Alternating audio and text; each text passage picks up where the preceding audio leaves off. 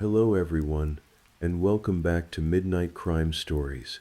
I know many of you enjoy listening to these stories as you fall asleep. So before you drift off, I'd love for you to leave a comment letting me know where in the world you're tuning in from. And if you're enjoying the story, don't forget to like this video and subscribe so you don't miss our next true crime stories for sleep. For the best experience, feel free to lower the volume a little, just enough to let the story gently carry you off to sleep. Alright, please get comfortable, dim the lights, and let's dive into tonight's first story.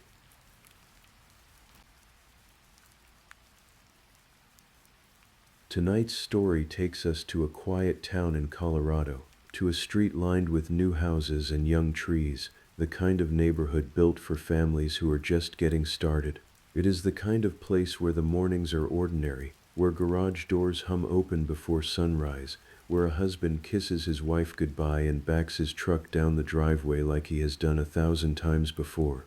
On the surface, nothing about this street would have told you that anything was wrong, but underneath the ordinary morning of August the 13th, 2018, something had already gone terribly wrong, and by the time anyone outside that house understood what had happened, 3 lives, a mother and her 2 young daughters, along with the child she was carrying, had already been taken.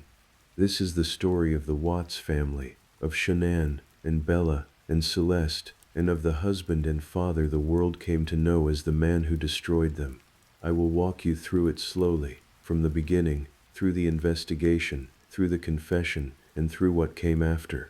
As always, we tell these stories with care, because behind every headline was a real family, real mornings, real laughter in a kitchen that would eventually go silent. Let your body settle now, let your eyes close if they want to. I will take it from here. Shanann Catherine Ruziek grew up in North Carolina, a woman who friends would later describe as warm, talkative, and endlessly devoted to the people she loved. She was the kind of person who filled a room, who documented her life openly online, who believed deeply in family and in building something lasting. In the year 2010, she met a quiet, soft-spoken man named Christopher Watts, introduced to her through a mutual family connection. Chris was reserved where Shanann was outgoing, careful where she was expressive, and by many accounts, the two balanced each other in the early years of their relationship. They married in November of 2012 in Charlotte, North Carolina, surrounded by family, believing, as most newly married couples do, that they were building a life that would only grow from there. In the years that followed, the Watts family grew. Their first daughter, Bella, was born, followed a little over a year later by their second daughter, Celeste, whom everyone called Cece. Chris worked as an operator in the oil fields, a steady physical job that took him out into the open plains of Colorado for long stretches at a time. The family had relocated from North Carolina to the town of Frederick, Colorado, a growing suburb north of Denver, where they purchased a home not far from open fields and access roads used by the oil and gas industry, the same industry that employed Chris. Shanann, meanwhile, built a career of her own, working as a representative for a health and wellness company, a job that had her traveling frequently and posting regularly online about her products, her family, and what looked, from the outside, like a full and happy life. On social media, the Watts family appeared to be thriving. Photographs of family vacations, of the girls in matching outfits, of Shanann celebrating her marriage and her daughters with captions about gratitude and blessings, painted the picture of a family that had everything together. Shanann often described Chris as her best friend, her rock, the man who supported her through difficult years, including a period in which she had struggled with an autoimmune condition that once left her unable to walk without assistance. She credited him, publicly and often, with standing by her through those hardest days. It was, by every visible measure, a marriage built on loyalty. But marriages are rarely as simple as their photographs suggest, and underneath the family's curated online presence, cracks had been forming for some time. Cracks that neither Shanann nor the outside world fully understood until it was far too late. Those who knew the girls personally, teachers, neighbors, extended family, would later describe two very different but equally bright little personalities. Bella, the elder of the two, was often described as the caretaker of the pair, gentle with her younger sister, quick to laugh, and fiercely attached to her mother, often found close by Shanann's side whenever the family gathered with friends. Celeste, not yet 4 years old herself, was the livelier of the two, full of energy, prone to mischief in the sweet, harmless way that toddlers often are, always chasing after her older sister and trying to keep up. Photographs from that summer show two little girls in matching dresses, chasing bubbles in the backyard, unaware, as children always are, of anything beyond the small and immediate joys of their own world.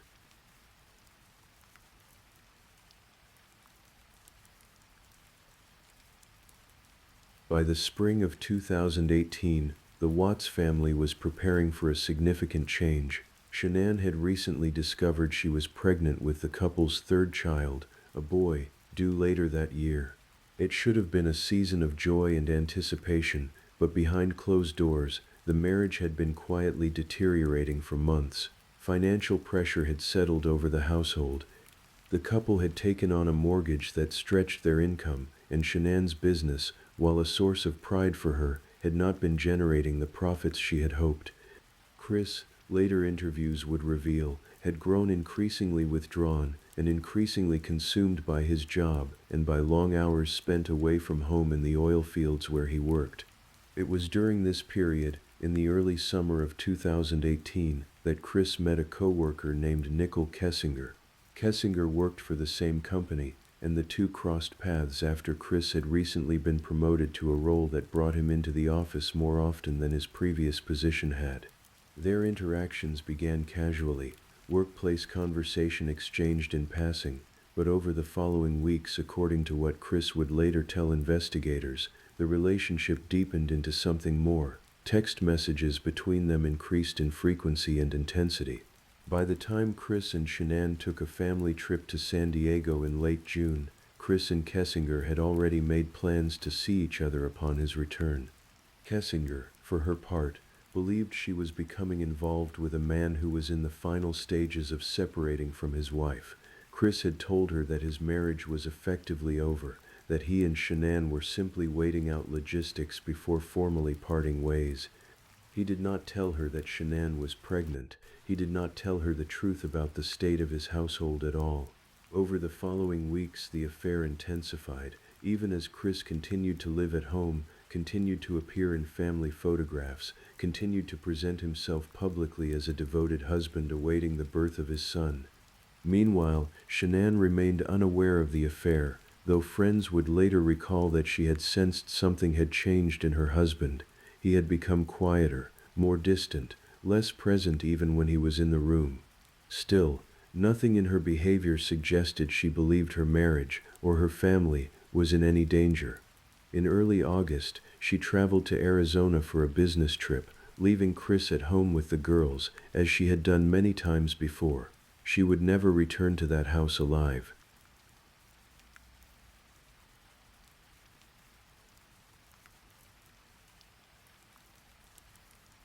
Shanann's flight landed back in Denver in the very early hours of Monday, August the 13th, 2018.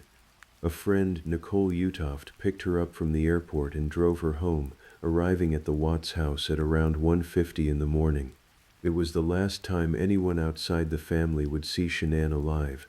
What happened inside that house in the hours that followed would not become clear to the public for months, pieced together slowly through surveillance footage, cell phone records, and eventually Chris's own shifting accounts. According to the story Chris first told investigators, he and Shanann had an emotional conversation early that morning about the state of their marriage, during which he told her he wanted to separate. It was, by his own admission, a conversation that turned into the final moments of Shanann's life. But the full truth of what happened inside that bedroom would take much longer to surface, and what Chris said in the earliest days of the investigation would prove to be only the first of several different stories, each one closer to, and yet still short of, the truth. At around 5:27 that morning, A neighbor's home surveillance camera captured Chris backing his truck into the garage of his own house. Investigators would later determine that inside that truck, at that hour, were the bodies of his wife and both of his daughters. He loaded tools into the truck, adjusting his morning routine only slightly, and departed for what appeared, to any onlooker, to be an entirely ordinary workday. By mid-morning, Shanann's friends began to notice that something was wrong. She had missed a scheduled doctor's appointment, and calls and texts to her phone went unanswered, unusual for a woman who was by every account in constant contact with her circle of friends. Nicole Atkinson, one of Shanann's closest friends, grew increasingly concerned as the hours passed. She drove to the Watts house that afternoon and, receiving no answer at the door, contacted Chris directly. He told her that Shanann and the girls were out, that they had gone to visit a friend. But something about his answer did not sit right with Atkinson. She noticed that the family's car was still in the driveway, along with the children's car seats, an odd detail for a family supposedly out for the day. Unable to shake her unease, she called the police.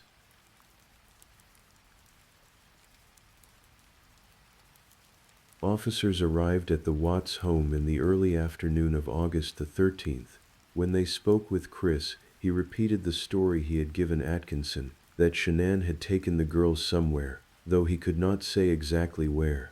He allowed the officer inside to look around, and what the officer observed inside the house would later become significant. The beds in the girls' rooms were unmade. The master bed had been stripped entirely of its sheets, a detail with no explanation offered at the time. Nothing appeared outwardly violent, but nothing about the scene matched the story Chris was telling either. By nightfall, with no sign of Shanann or the girls and no way to reach her, the disappearance escalated. Local police in Frederick, Colorado began treating it as a missing persons case, and by the following morning, the story had begun to spread across local news. Volunteers from the community, many of whom had never met the family personally but had seen the news coverage, gathered to help canvass nearby fields and walking trails, carrying flashlights and calling the girls' names into the dark. Search dogs were brought in. Drones were flown over open land near the house. For a brief and painful window of time, an entire town held on to the hope that a mother and her two young daughters might still be found alive, unaware that the man leading the public search effort already knew there was nothing left to find. Chris appeared in front of television cameras that day, pleading for the safe return of his wife and daughters, his voice steady, his composure notably calm for a man supposedly not knowing where his family had gone. Viewers who watched that interview later, once the truth had come out, would describe it as one of the more chilling pieces of footage in the entire case. A man standing in his own driveway, asking for help finding a family he had already killed. Investigators, however, were not convinced by his public performance. As they began digging into the case, inconsistencies emerged quickly. Chris agreed to a police interview, and during that conversation, and a polygraph examination that followed, his account began to unravel. He failed the polygraph. Detectives also uncovered surveillance footage from neighboring homes that contradicted parts of his story, including the early morning footage of him loading something bulky into his truck before sunrise, well before he claimed his wife and daughters had left the house. At the same time, investigators discovered something else, a piece of the puzzle Chris had not accounted for. Digging into his phone records and workplace relationships, they learned of his affair with Nicole Kessinger. When confronted with this information, Chris denied it at first, but the evidence was mounting quickly, and detectives could see the shape of a motive forming.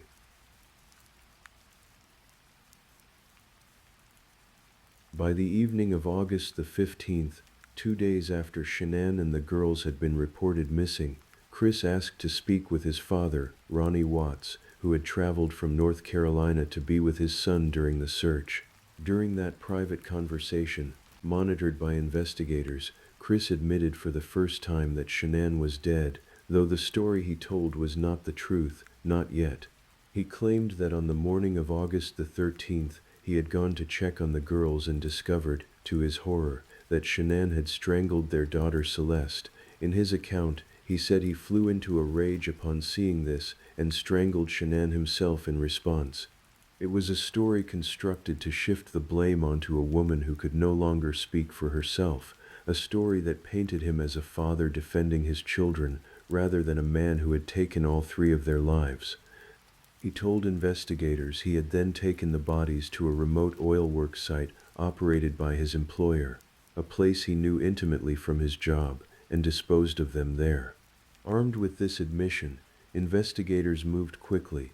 Chris led them to the Anadarko Petroleum work site in Weld County, a stretch of flat, industrial land far removed from the Watts family's quiet residential street. There, using heavy equipment, investigators began the grim work of recovering the bodies. Shanann was found first, buried in a shallow grave near an oil tank battery, her body concealed beneath a thin covering of dirt. Nearby, investigators located two separate oil tanks, sealed containers used in the extraction process, and inside them, they made a discovery that would haunt the case for years to come. The bodies of both Bella and Celeste had been placed inside those tanks, hidden away in the very industrial equipment their father worked with every day. The recovery of the girls' bodies took time and extraordinary care from investigators who worked to preserve what evidence they could while confronting one of the most devastating scenes any of them would encounter in their careers. Several members of the recovery team later spoke, in general terms, about the emotional toll of that day, describing it as one of the hardest assignments of their careers, made harder still by the knowledge that the man responsible had spent the previous 2 days standing in front of cameras, dry-eyed and composed, asking the public for help. Word of the discovery spread quickly through the small community of Frederick, and what had begun as a missing persons case became in the span of a single afternoon, a triple homicide investigation, with a father under arrest for the murder of his own family. Chris was taken into custody that same evening, and by the following day news vans lined the streets near the family's home, and the quiet Colorado suburb found itself, almost overnight, at the center of national attention.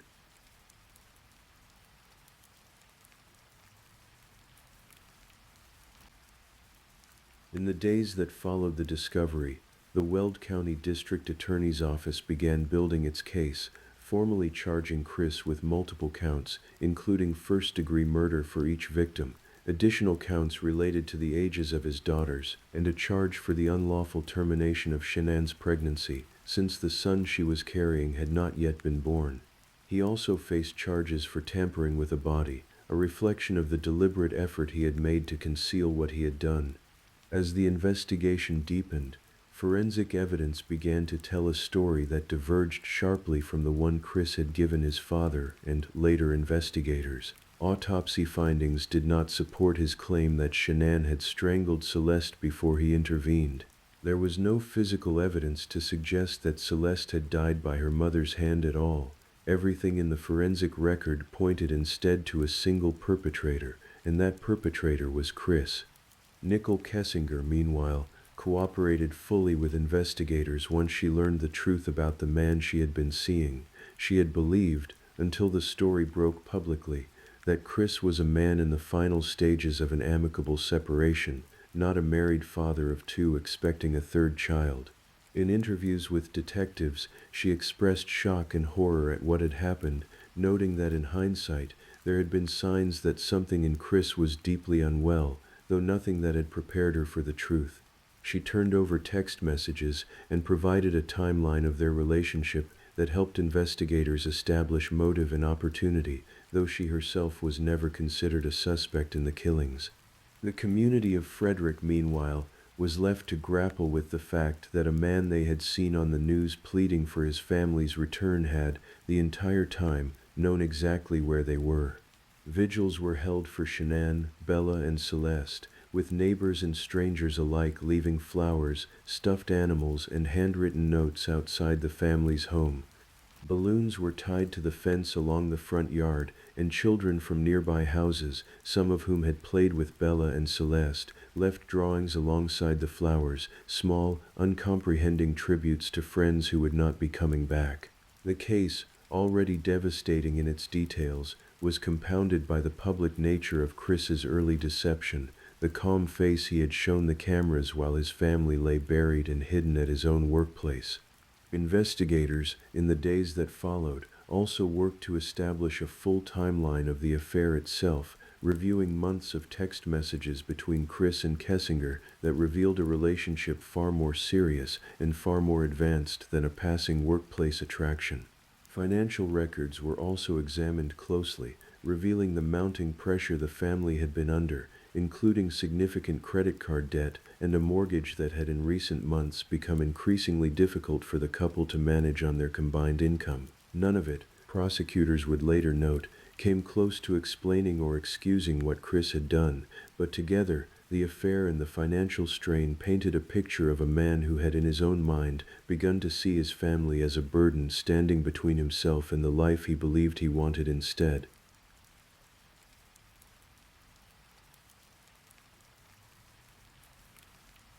As the case moved toward trial, prosecutors and Shannon's family faced a difficult decision. The state of Colorado had the option to pursue the death penalty, given the number of victims and the circumstances of the crime. However, Shannon's parents, Sandra and Frank Razuchek, asked prosecutors not to pursue capital punishment. Their reasoning, they later explained, was rooted in a desire to avoid the years of appeals and prolonged legal proceedings that so often follow a death penalty case, proceedings that would have kept the details of their daughters' and granddaughters' deaths in the public eye for years, possibly decades, to come. They wanted, more than anything, closure and an end to the public scrutiny that had already consumed their family's grief.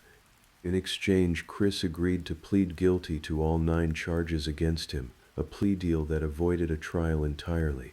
On November the 6th, 2018, less than 3 months after the murders, Chris stood in a Weld County courtroom and entered his guilty plea.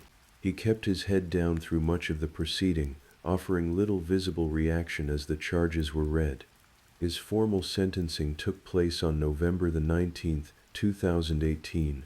In the courtroom that day, members of Shannon's family delivered victim impact statements, describing the devastation of losing a daughter, a sister, and 2 granddaughters in circumstances almost too painful to comprehend.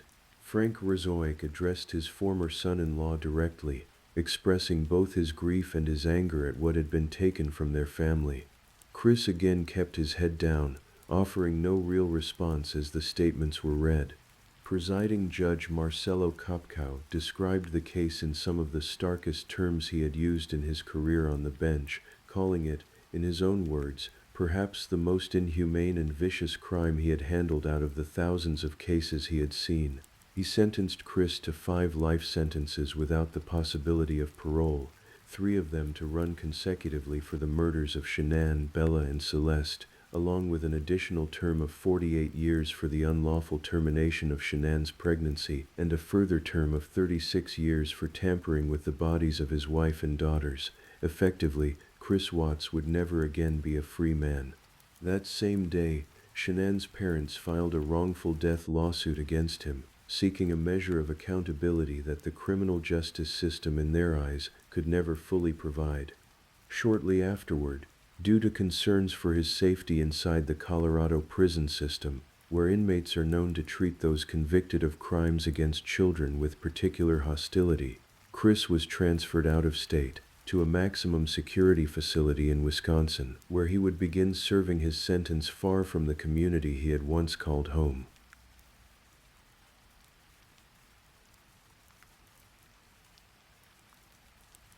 For months after his sentencing, Chris maintained the version of events he had first given investigators, that he had killed Shanann in a moment of rage after discovering she had harmed their daughters.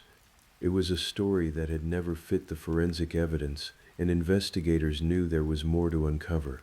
In February of 2019, nearly 3 months after he had been sentenced, Chris agreed to a lengthy interview with investigators inside the Wisconsin prison where he was being held. Over the course of roughly 5 hours, he finally offered a full and unobstructed account of what had actually happened on the morning of August the 13th, abandoning the story that had shielded him, however imperfectly, from the full weight of what he had done. In this final account, Chris admitted that Shanann had not harmed the girls at all. The story he had told his father, and later investigators, had been a fabrication from the very beginning. an attempt to shift blame onto a woman who could no longer defend herself. He confessed that after the early morning conversation about separating, in which Shannon reacted with fear and desperation upon learning he intended to leave, he had strangled her himself, in their bed, while she was still very much alive and pleading with him. What followed was even harder to hear. Chris told investigators that after killing Shanann, he loaded her body into his truck and began the roughly hour-long drive out to the oil field where he worked, intending to dispose of her there. But Bella and Celeste, only 4 and 3 years old, were still in the house, and according to his account, they were still alive when he made the decision to bring them along on that drive, their mother's body already in the vehicle with them. He told investigators the girls had at some point that morning either woken or been carried out to the truck, unaware of what had already happened and unaware of what was still to come. Once they arrived at the remote work site, Chris said he took Celeste from the truck first. He smothered her, using a blanket, while her older sister Bella stood nearby and witnessed what was happening to her younger sister. He then turned to Bella and smothered her in the same way. In his own words, he later wrote in letters from prison, both girls had briefly regained consciousness at some point, showing signs of the trauma already inflicted upon them, a detail he described as one of the most haunting aspects of what he had done, a moment he later characterized as a chance he had been given and had refused to take, to stop. After the girls were gone, he placed their small bodies into 2 separate oil tanks at the site, sealing them away inside the very equipment he used in his daily work, before returning to bury Shannon nearby in a shallow, hastily dug grave.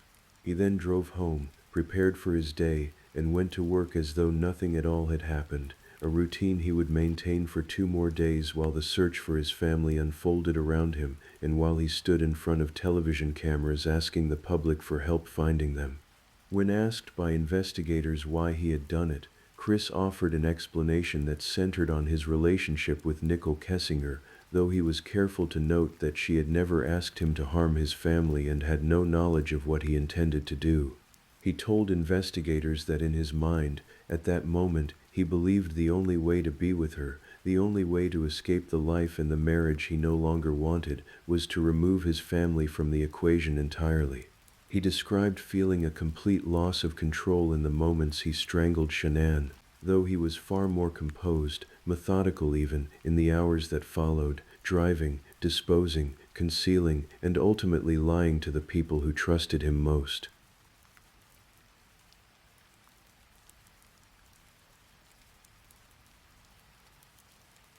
In the years since the murders, the Watts family case has remained one of the most widely discussed criminal cases in recent American memory, in part because of the unsettling contrast at its center, a family that appeared, from the outside, so ordinary, so happy, so thoroughly documented across social media, concealing a devastation that no one outside that house had seen coming. A documentary released in the years following the case brought renewed attention to the details of the investigation, drawing millions of viewers who found themselves grappling with the same unanswerable question that had haunted investigators from the very beginning. How does a husband, a father, arrive at a place where he sees the people who love him most as an obstacle to be removed? Shanann's family has spoken publicly in the years since about the difficulty of grieving in the public eye, of watching their daughter and granddaughters become the subject of documentaries, articles, and endless public speculation, even as they tried to process a loss that no family should ever have to endure. They have asked, at various points, for privacy, and for the public to remember Shanann, Bella, and Celeste, not as characters in a true crime story, but as a mother who adored her daughters, and 2 little girls who were, by every account from those who knew them, joyful, curious, and deeply loved. Sandra Rusek, Shanann's mother, has spoken about the particular cruelty of losing not only her daughter but her only grandchildren in the same violent morning, of walking past bedrooms that would never again hold a sleepover, a birthday, a Christmas morning. She has described her grief as something that never resolves into a single containable feeling, but instead moves in waves, some days quiet, some days as overwhelming as the morning she first learned the truth. Through a foundation established in Shanann's name, The family has worked in the years since to support other survivors of domestic tragedy, hoping to turn some small portion of their loss into something that might help someone else. Chris Watts remains incarcerated in Wisconsin, serving out 5 life sentences with no possibility of release. In interviews and letters written from prison in the years following his conviction, he has continued to reflect on what he did, offering apologies and expressions of remorse that, for Shanann's family, can never undo what was taken from them, and can never restore the mornings, the birthdays, the small ordinary moments that Bella and Celeste were never given the chance to grow into.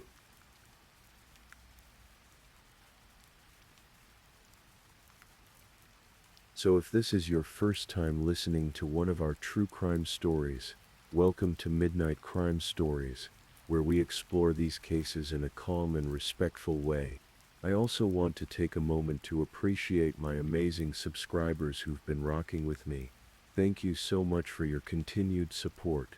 If you're still awake and listening, don't forget to drop a comment. Let me know where you're tuning in from and the current time in your corner of the world. Or just say something to let me know you're still here. And if you haven't already, be sure to like this video and subscribe so you don't miss our next true crime stories for sleep. Now let's move on to our second story.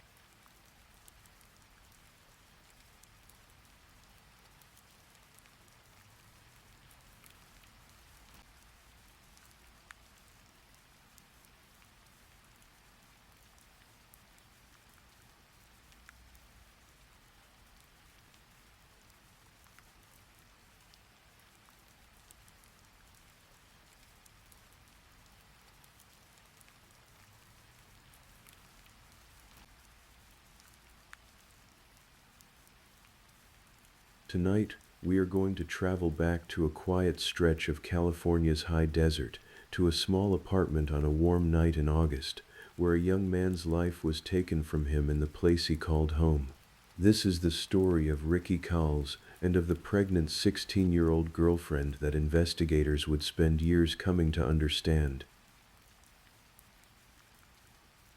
For nearly 3 decades, this case sat, half closed, in the memory of one Southern California family. It is the kind of story that true crime listeners return to again and again, not because of a dramatic twist, but because of how ordinary it looks on the surface: a teenage romance, a summer apartment, a group of friends who came and went, and underneath all of it, a plan that took years to fully come to light.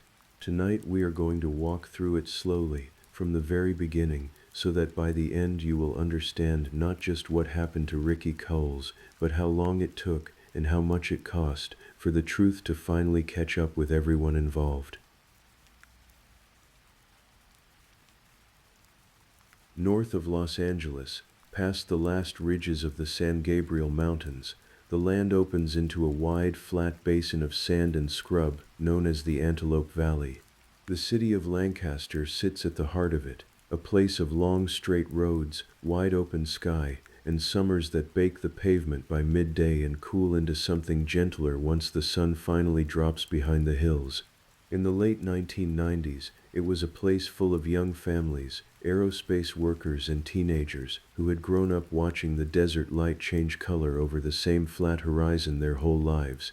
It was in this town, in a modest 2-story apartment building on Gadsden Avenue, that a young electrician named Richard Cowles Jr., known to nearly everyone as Ricky, made his home. Ricky was 21 years old, steady, hard-working, and by all accounts looking forward to a future that had only recently come into focus. He had a trade, he had an apartment of his own, and he had a girlfriend who was carrying his child. That girlfriend was Amy Lynn Prasmeyer, a high school student who had just turned 16. Amy was young, still finishing her education, and now, unexpectedly, about 15 weeks into a pregnancy that would change the direction of both of their lives. On paper, it might have looked like the beginning of a family, however unconventional and however early. In the apartment on Gadsden Avenue, it looked more complicated than that. Neighbors who lived near the building later remembered it as an unremarkable place, the kind of 2-story apartment complex found in nearly every California suburb. stucco walls, a shared stairwell, a parking lot that filled up in the evenings when everyone came home from work or school. Nothing about the building itself hinted at what would happen there.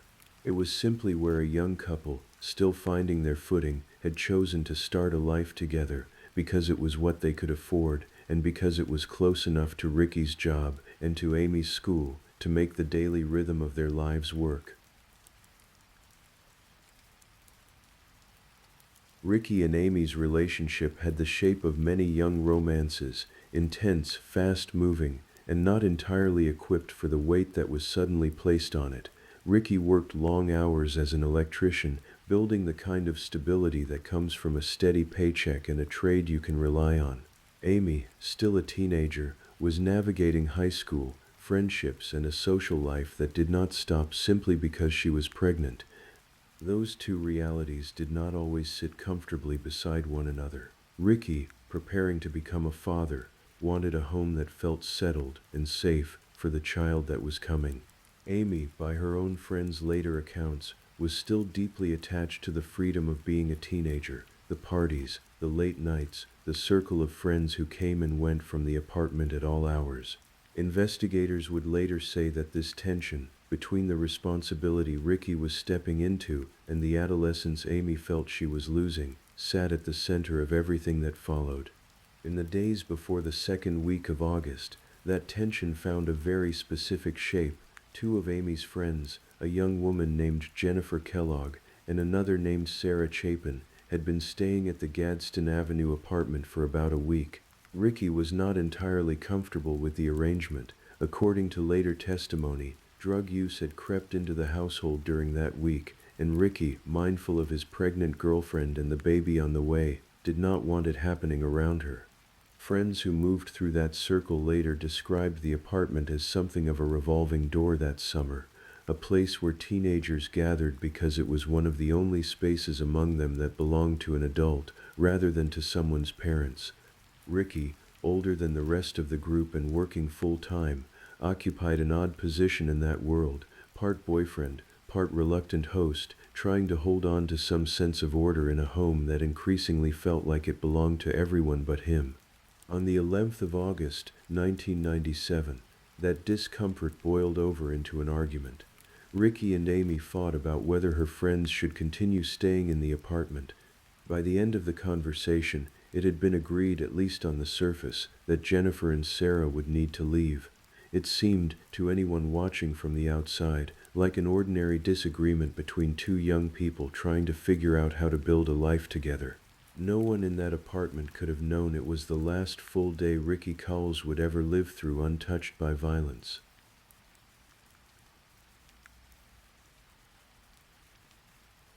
The next morning arrived the way most mornings in the Antelope Valley do in August, dry, bright, and already warm before the sun had fully cleared the horizon.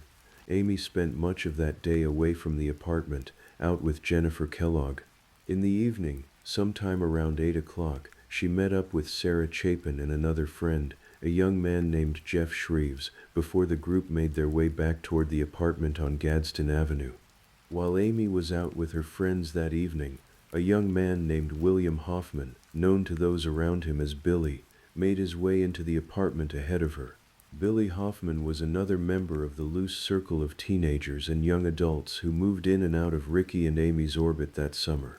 According to what investigators would eventually piece together, Hoffman had been told, in the days beforehand, where in the apartment Ricky usually spent his evenings, what his routine looked like, and where a person might wait for him unseen.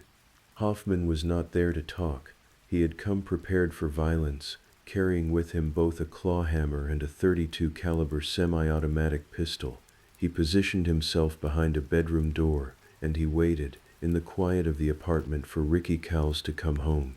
When Ricky walked into that bedroom, Hoffman struck him with the hammer. Ricky, a grown man, 21 years old and unaware anyone was even inside his home, would have had almost no chance to defend himself in that first instant. Hoffman would later admit that he had expected Ricky to fight back once he realized what was happening, and that the hammer was meant to disable him before things could go any further. It did not stop there. Hoffman raised the pistol, and shot Ricky between the eyes. Then, according to his own later account, he struck him twice more with the claw hammer. By the time Hoffman left the apartment, Ricky Cowles lay gravely wounded on the floor of the home he had shared with his girlfriend, the home where he had hoped to raise their child. About an hour after the attack, Amy returned to the apartment. She was not alone. Her friend Sarah Chapin was with her. What the two of them found when they stepped through the door would stay with everyone connected to this case for decades to come. Ricky was on the floor, in a pool of blood, badly injured, and unresponsive in the way that makes a person's body seem suddenly terribly still. Amy called 911. The recording of that call would later become one of the most discussed pieces of the entire case, a young, pregnant 16-year-old girl, screaming into the phone, pleading for help, her voice cracking as she begged for someone to come quickly. Sarah, on the same call, could be heard telling the dispatcher that Ricky was not moving, that something was terribly wrong. To anyone listening to that recording without any other information, it would have sounded exactly like what it appeared to be, an act of a terrified young woman who had just walked in on the worst moment of her life. Paramedics arrived, and Ricky, though gravely wounded, was still alive. He was rushed to a nearby hospital where doctors worked to save him. He never regained consciousness. 2 days later, with his family at his side, Ricky Cowles Jr. died from his injuries, 3 days after the attack that had taken his future from him. He had been about to become a father. Instead, his family began to plan a funeral.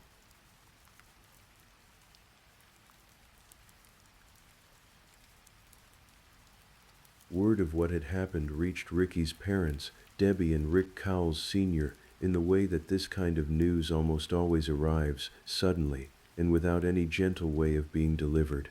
Their son, a young man who had spent years learning a trade, building toward independence, and preparing to become a father himself, was fighting for his life in a hospital bed, the victim of an ambush inside his own home. Those 2 days, between the attack and Ricky's death, must have felt impossibly long to a family holding on to hope in a hospital waiting room. Doctors would have explained, gently but honestly, the extent of the injuries, the odds against recovery, the slow and terrible process of watching machines do the work a body can no longer do on its own. Ricky never woke up. He never had the chance to speak, to explain what he remembered, or to tell anyone who had been waiting behind that bedroom door. Whatever he understood in those final moments of consciousness in his own apartment went with him. When he died, 3 days after the attack, Ricky Cowles left behind more than grieving parents. He left behind a girlfriend who was still carrying his unborn child, a future that had already been half planned, a nursery that may have existed only in conversation so far, but existed nonetheless. His family buried a 21-year-old son who had done nothing more than fall in love, take on responsibility earlier than most people his age, and try to build a stable home. For them, the question of who had taken that from him would come to define the next 29 years of their lives.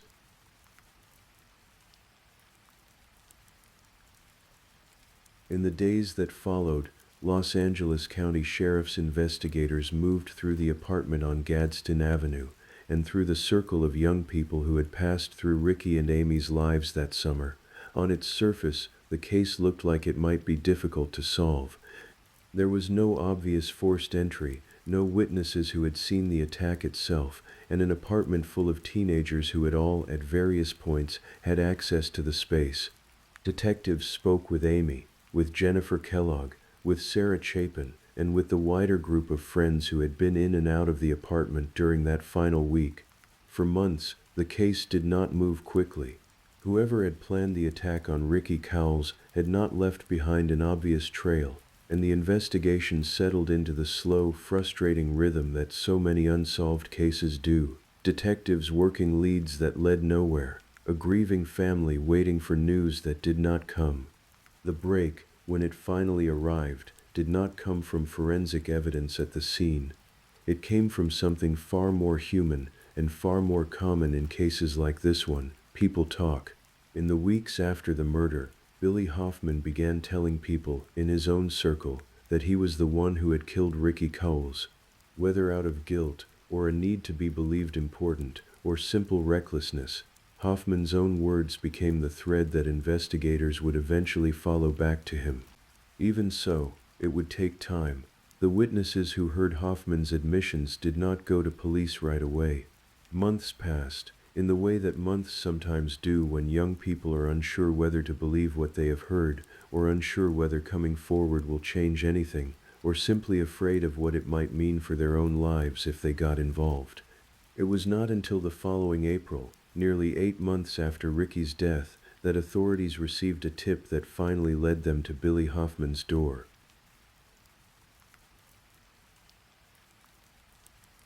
For the detectives assigned to the case, the months after Ricky's death would have looked like a long series of dead ends, punctuated by small, uncertain leads.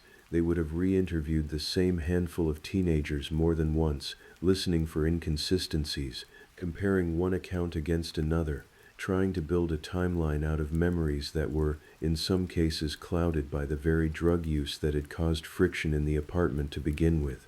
This is the part of true crime cases that rarely makes it into a headline, the quiet, grinding, unglamorous work of showing up, asking the same questions in slightly different ways, and waiting.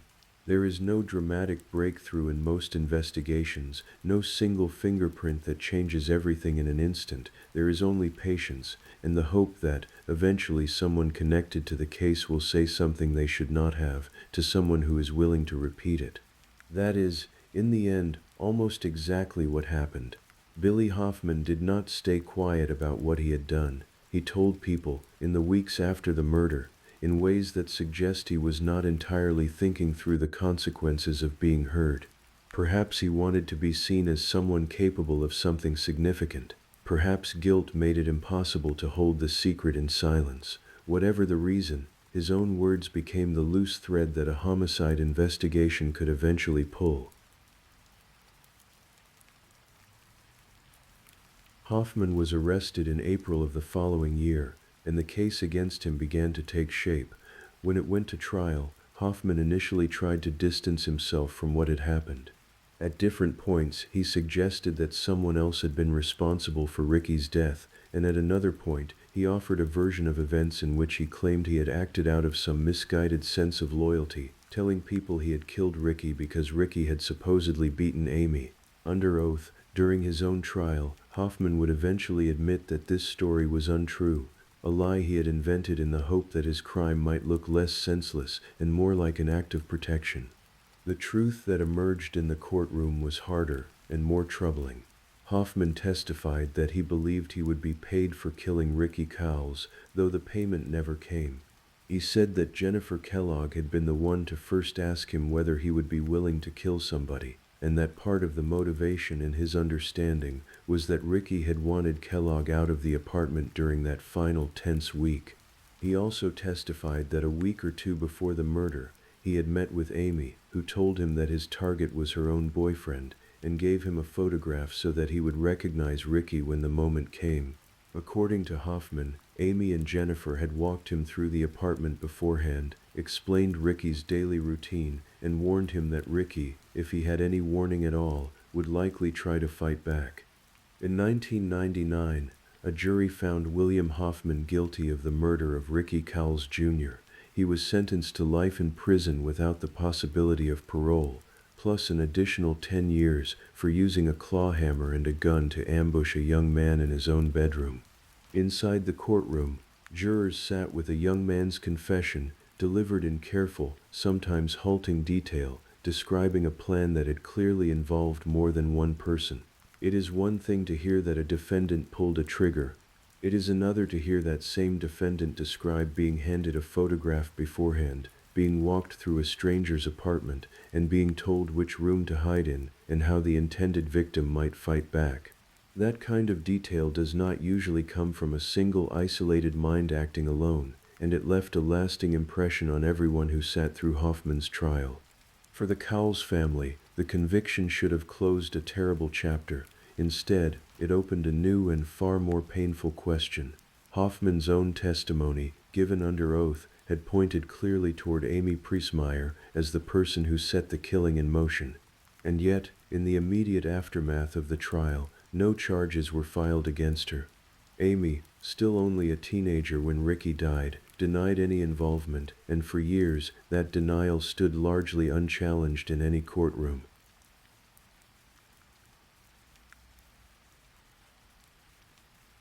What followed was not silence, exactly, but something close to it. Ricky's parents, Debbie and Rick Cowles Sr., continued to believe, based on everything that had come out at Hoffman's trial, that their son's death had been planned by someone closer to him than a stranger with a hammer and a gun. They were not alone in that belief. Retired detectives who had worked the case and prosecutors who had reviewed the trial testimony shared a similar sense that the full story had not yet been told in a courtroom. Amy Presmeyer, meanwhile, went on with her life. She gave birth to Ricky's child. She grew from a teenager into a young woman, moving through the years the way anyone does, at a distance from the courtroom where Hoffman had once described her as the person who handed him a photograph of his target. For 8 years, that distance held. What eventually closed that distance was not new forensic evidence, and not a fresh witness stepping forward. It was, in its own way, an act of conscience. After spending roughly 3 years in prison, and after what he described as a conversion to Christianity, Billy Hoffman began to reckon with what he had done. In 2002, he wrote a letter to Ricky's parents.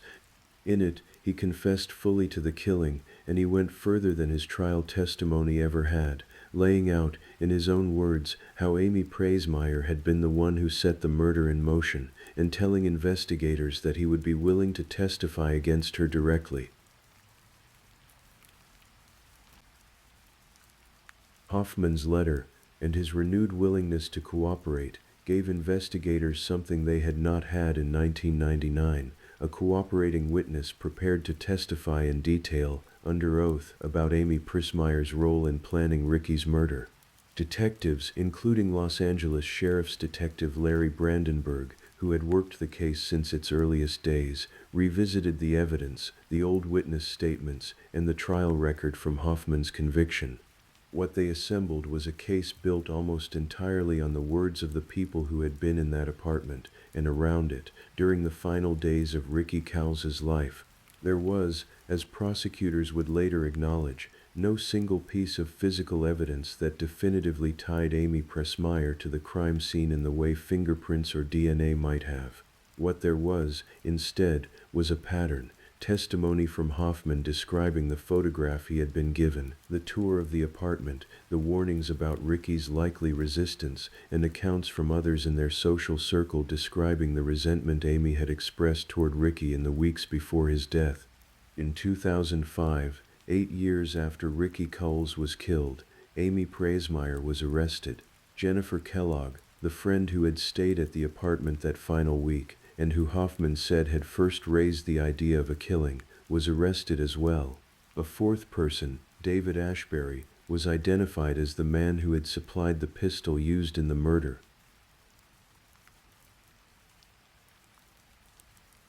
Cases built on testimony rather than physical evidence carry their own particular difficulty, and prosecutors preparing to bring charges against Amy Presmeyer understood this well. 8 years is a long time for memory to hold its shape. People move away, relationships change, and the version of events someone gave to police within days of a murder can look different from the version they might give a decade later, even if they are trying, in good faith, to tell the same true story. What helped the case was consistency. Hoffman's account, given first at his own trial in 1999, and given again in his letter to Ricky's parents in 2002, and given a third time when he agreed to cooperate with investigators, did not meaningfully change from one telling to the next. He described the same photograph, the same walkthrough of the apartment, the same warnings about how Ricky might react. That kind of consistency, across years and across very different circumstances, carries weight in a courtroom, even when it is the only kind of evidence available.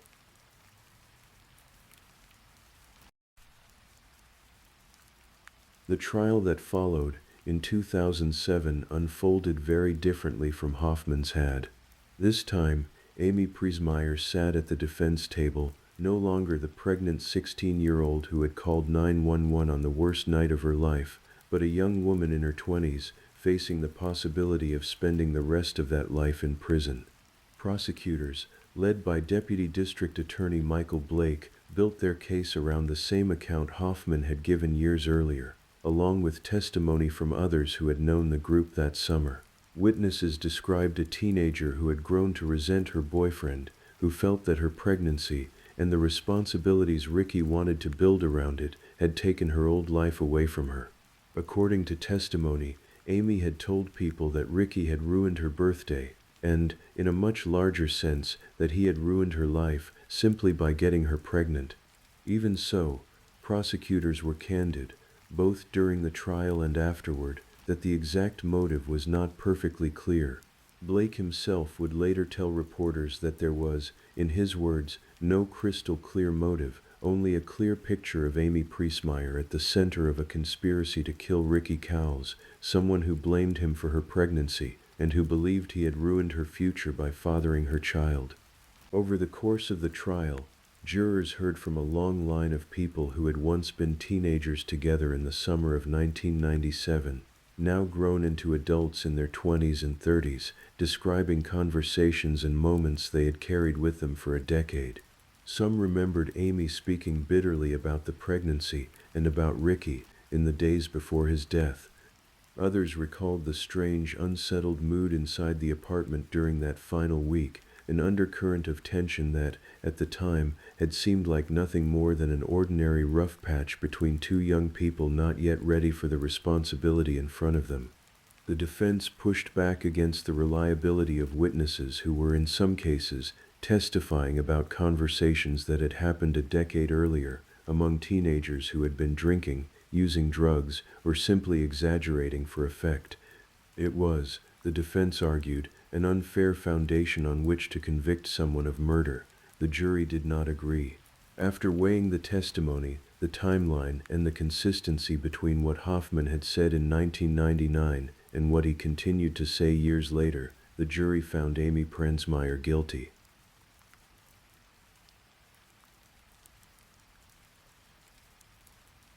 Amy Priesmeyer was convicted of murder, with a special circumstance allegation of lying in wait, along with conspiracy to commit murder and solicitation of murder. Because of the lying in wait allegation, connected to the way Hoffman had been positioned inside the apartment specifically to ambush Ricky, the conviction carried the most severe sentence available short of the death penalty. Amy was sentenced to life in prison without the possibility of parole. At sentencing, the judge addressed her directly. "A young man was brutally killed," the judge said, "and Amy Priesmeyer, you are responsible for that."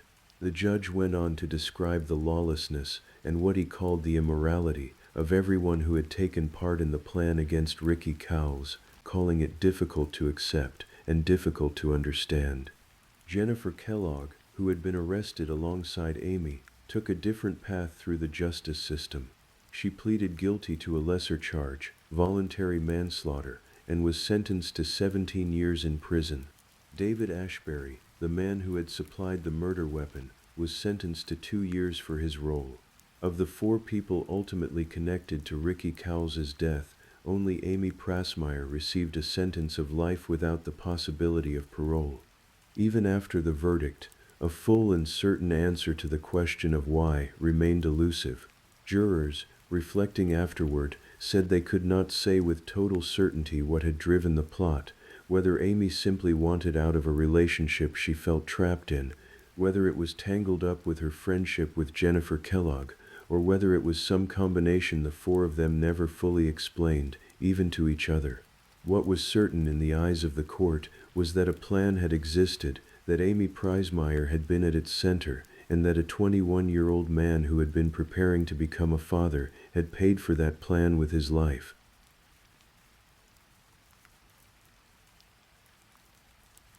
For close to 2 decades after her arrest, Amy Priesmeyer served her sentence at the Central California Women's Facility in Chowchilla. In prison, she took part, at various points, in a project called Prison Writers, contributing letters describing life on the inside, including one written from solitary confinement, in which she wrote about wanting inmates to be treated with more dignity. The case did not fade from public memory. In 2023, and again in an episode that aired in June of 2025, NBC's Dateline revisited the killing of Ricky Cowles Jr. in an episode titled Killing Time.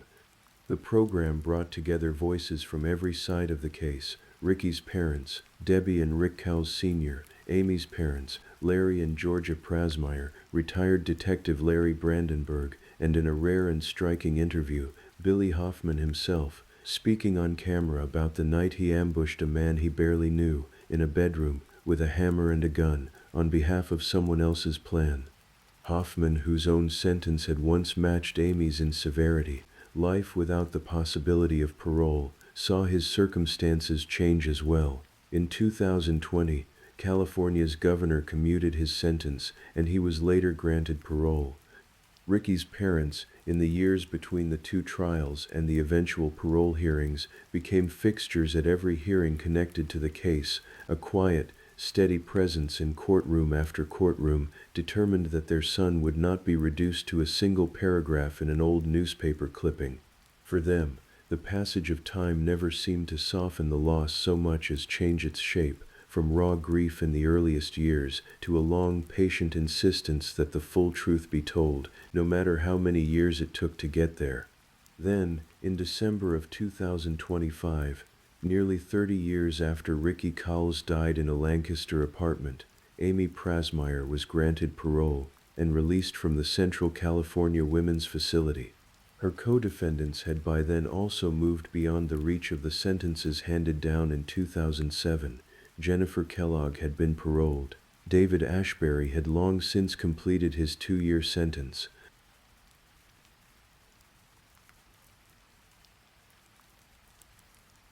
Somewhere in the Antelope Valley, the apartment building on Gadsden Avenue still stands, one address among many, indistinguishable now to anyone who does not know its history. Ricky Cowles Jr. would be in his late 40s today, had he lived, perhaps still working as an electrician, perhaps a grandfather by now, watching a child he never got to meet grow into an adult of their own. What this case leaves behind is not a tidy resolution. It leaves a young man who did nothing wrong except fall in love with the wrong person at the wrong moment in her life, a group of teenagers who made choices they could never take back, and a court system that took the better part of a decade to fully untangle who was responsible for what. It leaves a jury that, even after a guilty verdict, could not say with total confidence why it had all happened. And it leaves a family who waited 29 years to see the case they always believed in finally reach its conclusion. Sometimes, the hardest cases to sit with are not the ones with the most violence or the strangest twists, but the ones where the why remains just slightly out of reach, even after everyone has told their version of the truth. There is also something worth sitting with in how long this case took to resolve. 8 years passed between Ricky's death and Amy Prasmeyer's arrest, another 2 years passed before a jury reached its verdict, and nearly 2 decades more passed before Amy walked out of Central California Women's Facility, a free woman, and Ricky's parents, by then well into their own later years, finally reached the end of a road they had been walking since a warm August evening back in 1997. Grief, in cases like this, does not move on any predictable schedule. It waits, as long as it has to, for the truth to catch up with it.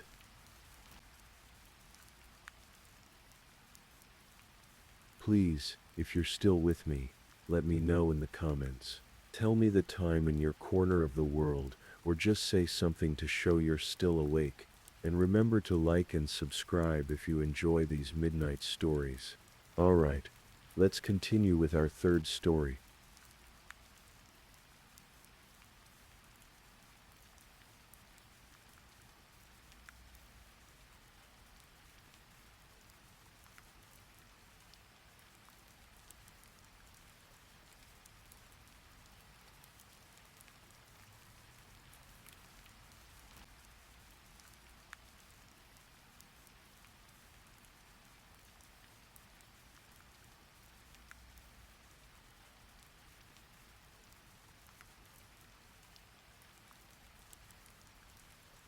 Tonight, I'll be walking you gently through a story that unfolded a long time ago, in a small city in Ohio, where a 14-year-old girl walked out of her house one spring morning and simply never came home. It moves slowly, the way real cases so often do, through years of silence, through a house that kept its secret buried in a corner of its basement for over a decade, and through a family who never, not once, stopped believing they would find her. I will tell it to you the way it happened, in order, so you can simply let the details settle over you like snow. If you drift off before the end, that is all right. This story, like all of ours, will still be here tomorrow night. Let's begin.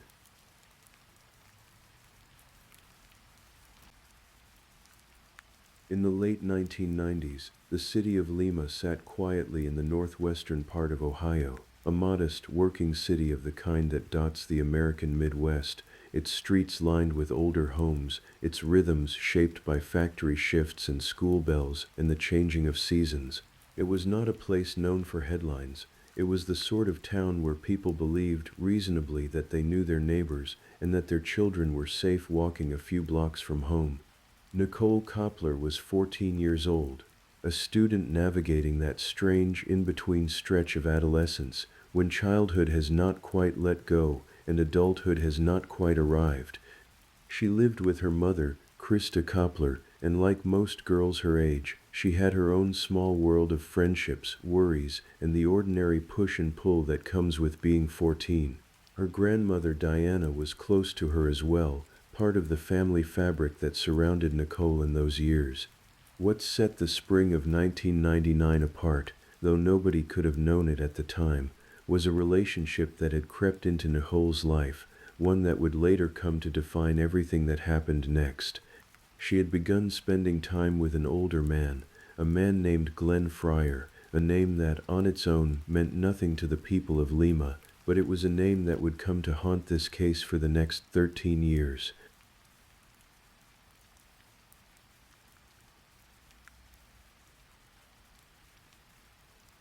It was the middle of May 1999. Nicole left home that morning the way she had many mornings before, heading out for a Saturday school program, the kind of small, unremarkable errand that fills the corners of an ordinary life.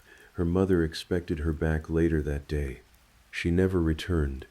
In the hours and then days that followed, the reality of what had happened settled slowly, the way it often does in these cases, not as a single moment of alarm, but as a growing, gnawing absence. Nicole did not come home that evening. She did not come home the next day. And as her family began asking questions, piecing together where she might have gone, they came back again and again to one name, Glenn Fryer.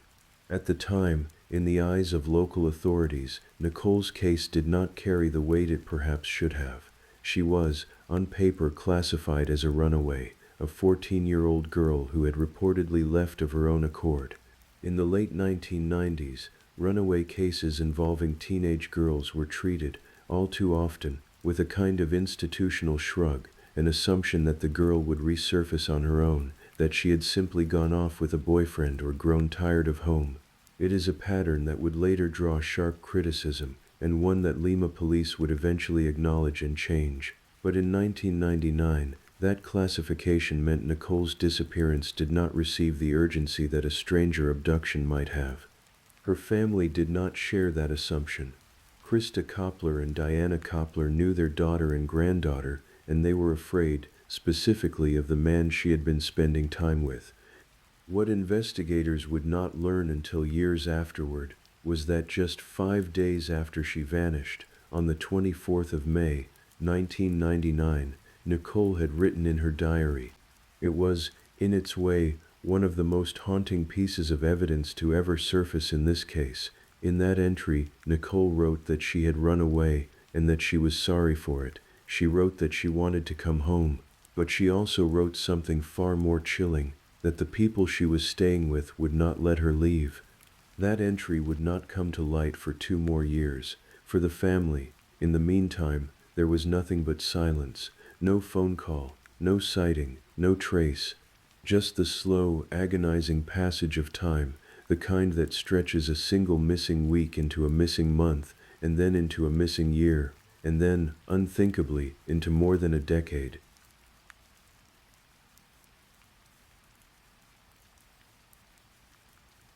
To understand what happened to Nicole Koppler, it helps to understand who Glenn Fryer was, because his story, in its own way, was as unsettling as the case itself. Fryer had once served in the United States Marine Corps during the Vietnam War. Those who had known him before his deployment described a different man, someone intelligent, someone who in another life might have gone on to something entirely ordinary and unremarkable. But like so many young men who returned from that war, something in him had changed. The Glenn Fryer who came back to Lima was not the same person who had left it. Not long after his return, he faced charges related to explosives, an early sign perhaps of the volatility that would follow him for the rest of his life. That volatility, over the following decades, would take a darker shape. In 1980, Fryer's former wife, a woman named Connie Ferenczi, was shot and killed inside her own Ohio home. Another man was ultimately charged with her murder, and during that man's trial, testimony emerged suggesting that Fryer himself may have arranged the killing, that he had in effect hired the man to kill his ex-wife. The accused man stood trial and was acquitted.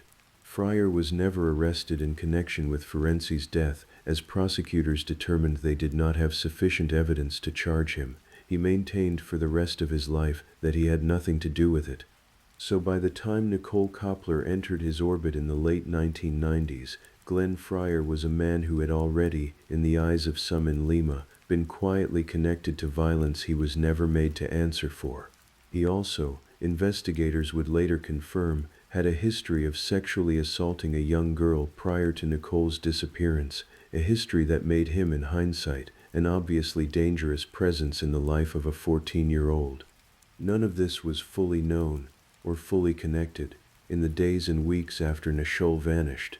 It would take years, and another crime entirely, for the pieces to begin coming together. 2 years passed. Then, in 2001, something happened that would finally tie Glenn Fryer directly, physically, to Nicole's disappearance.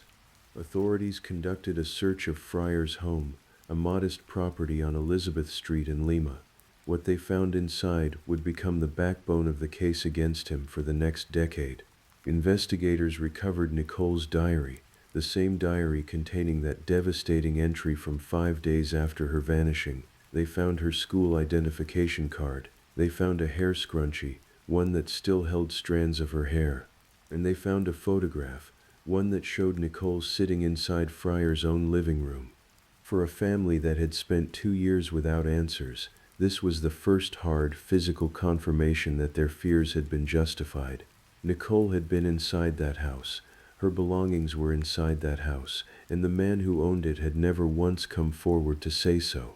From that point forward, Glenn Fryer became the prime suspect in Nicole Koppler's disappearance. But knowing and proving are two very different things, and in 2001, investigators still did not have enough to charge him with anything related to Nicole at all. The break, when it finally came, arrived through an entirely separate case. In 2002, Glenn Fryer was arrested and charged with raping a 12-year-old girl. It was, tragically, further confirmation of the pattern investigators had already begun to suspect, that Fryer preyed specifically on young girls, that the disappearance of Nicole Koppler was not an isolated event, but part of something far more disturbing. Fryer was taken into custody and held at the Allen County Jail. As the case moved forward, he ultimately pleaded no contest to the charge, and in the background of that prosecution, something else was quietly taking shape. Investigators, now armed with the evidence recovered from his home the year before, began working toward a plea arrangement with Fryer, one that would require him to finally speak about what had happened to Nicole Koppler. He was scheduled to talk to authorities about her disappearance as part of that deal. He never kept that appointment.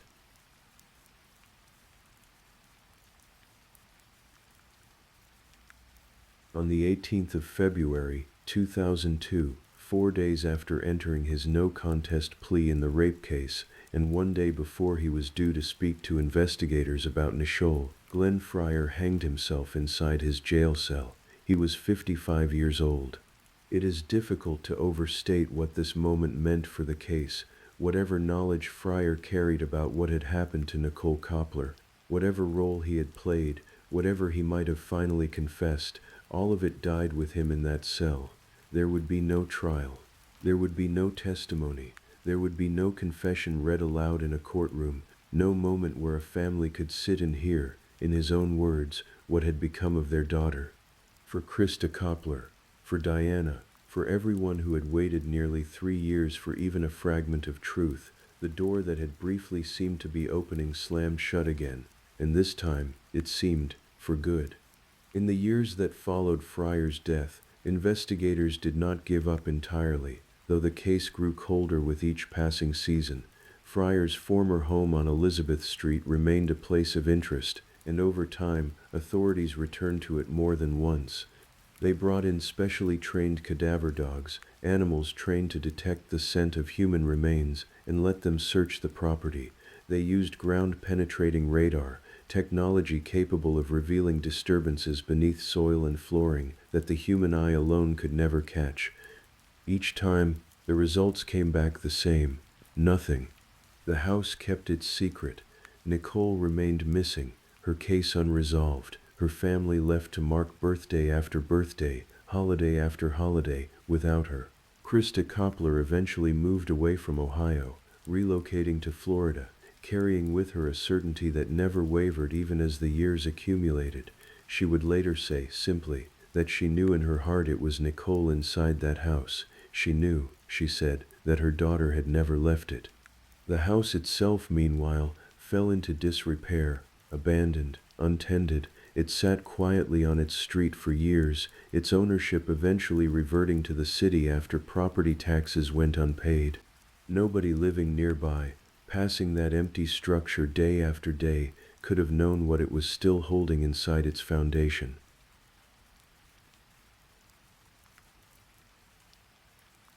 By 2012, 13 years after Nicole Koppler vanished, the city of Lima had taken full possession of the property Glenn Fryer once owned. The house, by then, was in such poor condition that the city declared it a safety hazard, unfit to remain standing. A demolition crew was scheduled to tear it down. 2 detectives, aware of the property's history, were present on site as the demolition began, a quiet acknowledgement that this house, more than any other structure the city might have torn down that year, deserved a careful eye. As the crew worked through the structure and began digging into its foundation, the work suddenly stopped. In a crawl space, tucked into a corner of what had once been the home's basement, the crew had found human remains. The discovery, made in early February of 2012, set off a chain of events that Nicole Koppler's family had waited 13 years to see. The remains were turned over to the Allen County coroner, Gary Beasley, whose office worked to identify them. Using dental records, a method that remains one of the most reliable ways to confirm identity when a body has been reduced to bone, the coroner's office made its determination. The remains belonged to Nicole Koppler. Lima Police Chief Kevin Martin announced the identification publicly. It meant, officially, that the case that had sat quietly for over a decade, technically still open but effectively frozen, was now something else entirely. It was a homicide investigation, and it was, after 13 years, reopened. For Krista Koppler, the confirmation was almost anticlimactic in its certainty.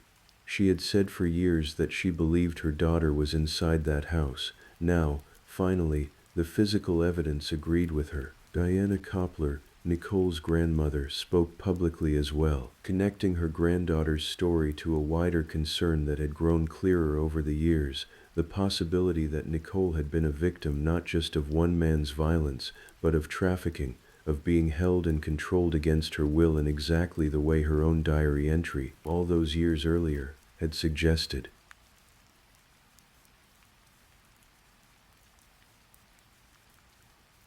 With Nicole's remains finally recovered, investigators turned their attention to a question that had lingered since the earliest days of the case: whether Glenn Fryer had truly acted alone. Lieutenant Jim Baker, speaking on behalf of the investigation, said that detectives believed Fryer had been involved in Nicole's death, but that they also believed other people were involved as well. This was not idle speculation. According to Major Richard Shade, at least two other people had lived in the house with Fryer around the time Nicole disappeared, and investigators believed that others beyond the household had known she was there. This detail reframed the entire case. Nicole had not simply vanished into the private world of one dangerous man. She had, according to investigators, existed for some period of time within a small circle of people who knew where she was, who may have understood what was happening to her, and who never once came forward, not in 1999, not in 2001, not even after Fryer's death in 2002, when speaking up carried no risk to Fryer himself. Police worked to determine who those individuals were. In the renewed investigation, more than 100 people were interviewed in the months following the discovery, part of a much larger total of contacts, well over 150 individuals in total, that detectives had spoken to across the life of the case, searching for anyone who might still hold pieces of the truth. Investigators developed a working theory of what may have happened inside that house, a theory rooted directly in the pattern of Fryer's known behavior and the language of Nicole's own diary. They came to believe that Fryer may have been attempting to force Nicole into prostitution, holding her against her will as her diary entry had described, and that when she resisted, that resistance ended in her death. It is in the end only a theory, built from the fragments investigators were able to gather. Because Glenn Fryer died before he could ever be formally charged in connection with Nicole's disappearance, the full truth of what happened inside that house, the precise sequence of events, the roles played by anyone else who may have been present, was never established in a court of law. No trial ever took place, no jury ever weighed the evidence, no one was ever convicted of taking Nicole Koppler's life.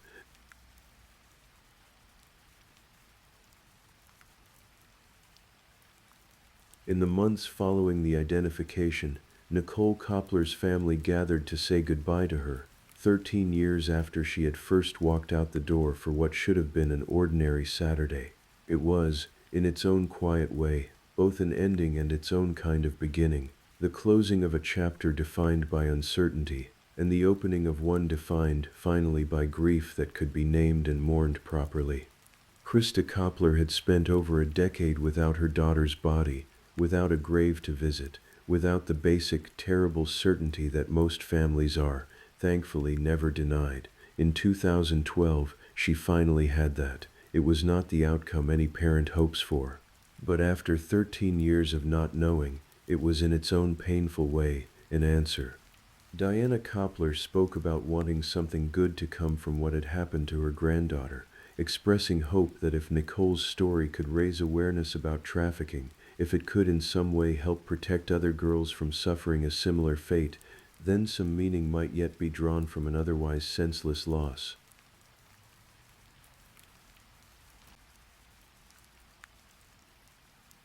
Nicole Koppler's case left a mark on how Lima, and law enforcement more broadly, approached the disappearances of teenage girls. Krista Koppler was candid in saying that she did not feel her daughter's case had been handled properly back in 1999, when a 14-year-old vanishing was too quickly filed away as a runaway situation, rather than treated with the urgency a possible abduction deserved. In the years since, Lima police adjusted their own policies around how runaway reports involving minors are handled, a change that, while it could never undo what happened to Nicole, may have helped other families receive the urgent response hers did not. What remains unresolved, even now, is the full truth of who was involved in Nicole Koppler's death, and precisely what happened inside that house on Elizabeth Street during whatever span of days or weeks she was held there. Glenn Fryer, the man investigators consider primarily responsible, took whatever full knowledge he had to his grave, in a jail cell, one day before he was finally due to speak. The other individuals investigators believe may have known, may have lived alongside that secret for years, have never been named publicly, never charged, never made to answer for whatever they knew and chose not to share. Nicole Koppler was 14 years old when she disappeared. She left for school on an ordinary spring morning and stepped, unknowingly, into the final chapter of her life. It would be 13 years before her family could bring her home, and even now, some of the truth about what happened to her remains buried, in its way, as deeply as she herself once was.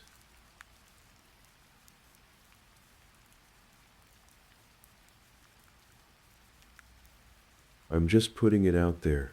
If you're still awake and listening, drop a comment. Let me know where you're tuning in from, the time in your part of the world, or just say something to let me know you're still with me. And of course, if you haven't already, like this video and subscribe so you don't miss the next true crime story for sleep. Now, let's move on to our fourth story.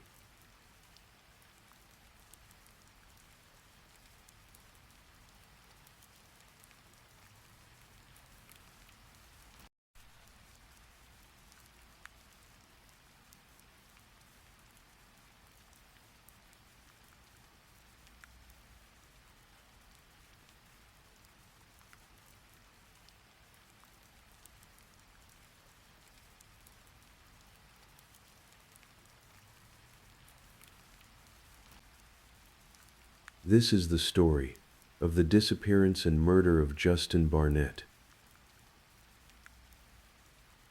In the early 1990s, Birmingham, Alabama was a city quietly remaking itself.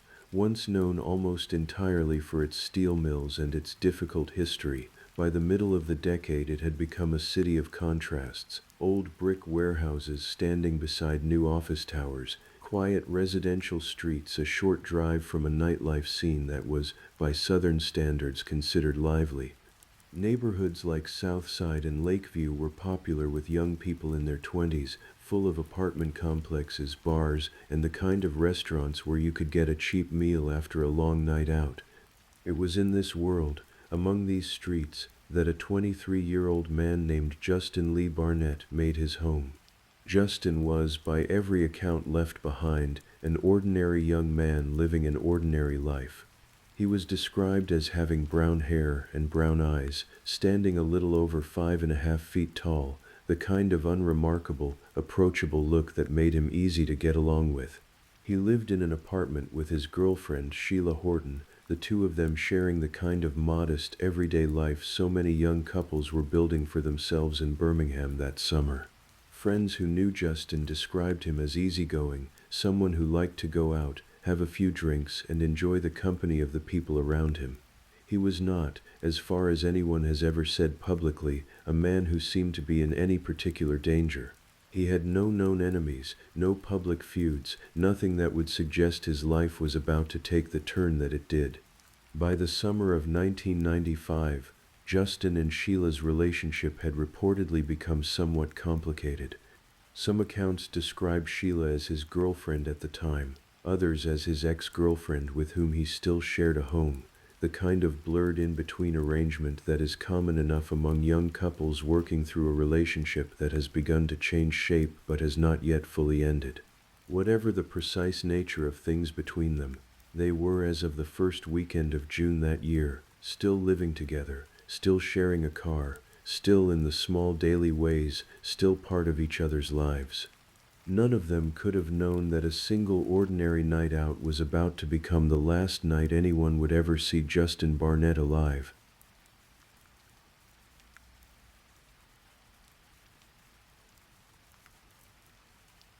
On the evening of June the 3rd, 1995, Justin borrowed Sheila's car. It was a small thing, the kind of favor exchanged without a second thought between two people who trusted each other, and Justin set off to meet up with some friends for what was, by every indication, meant to be an unremarkable night of drinks and conversation.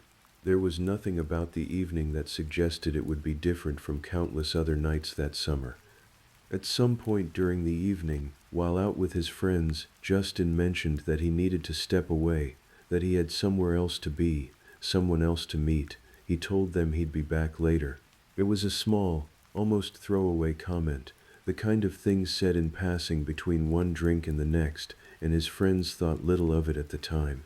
Justin, it seemed, had plans later that night to meet a woman, a new friend he had apparently begun seeing or getting to know, and there was supposed to be a party where the two of them would connect. He never showed up. As the night wore on, and Justin failed to appear at the party as expected, his friends began trying to reach him. Cell phones in 1995 were still a fairly new convenience, bulky and expensive, but Justin had one, and his friends called it again and again throughout the night. There was no answer. Eventually, worn down by the lateness of the hour and the number of unanswered calls, his friends came to the same conclusion most of us would reach in that situation. They assumed he had simply given up on the night, gone home, and fallen asleep. It was, after all, the most obvious explanation. People change their plans, people get tired, people forget to call back. But Justin had not gone home. When Sheila returned to the apartment she shared with him, sometime around 2 o'clock in the morning, Justin was not there. His absence at that hour might not have seemed especially alarming on its own. Young men in their 20s often stay out far later than expected, but as the night gave way to morning, and Justin still had not returned, and still had not called, a quiet unease began to settle over the people who knew him. He was reported missing the following day.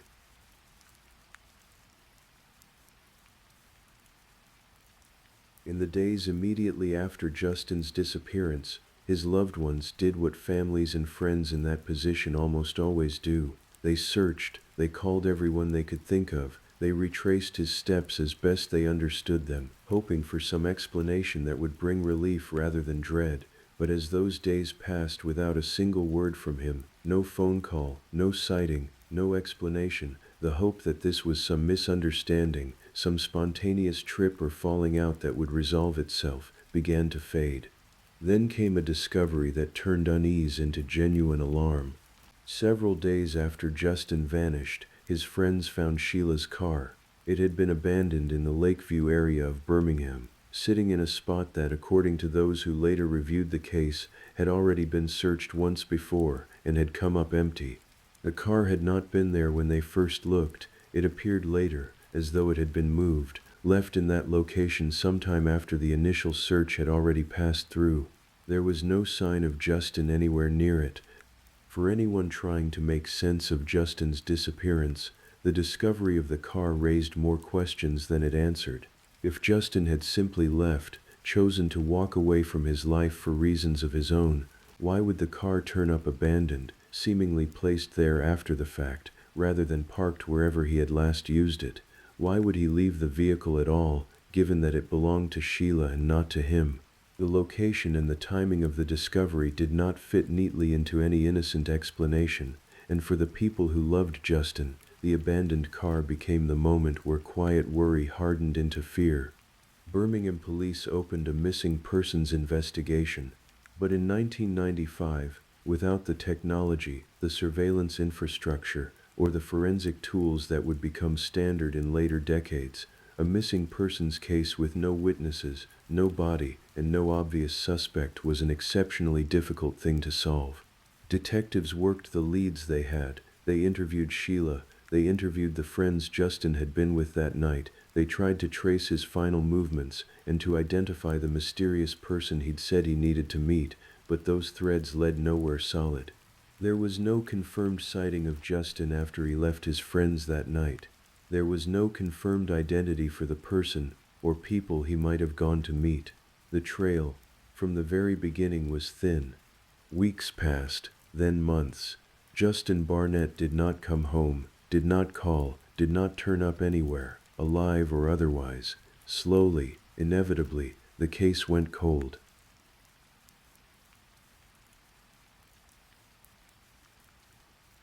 For families of the missing, the passage of time carries a particular kind of cruelty.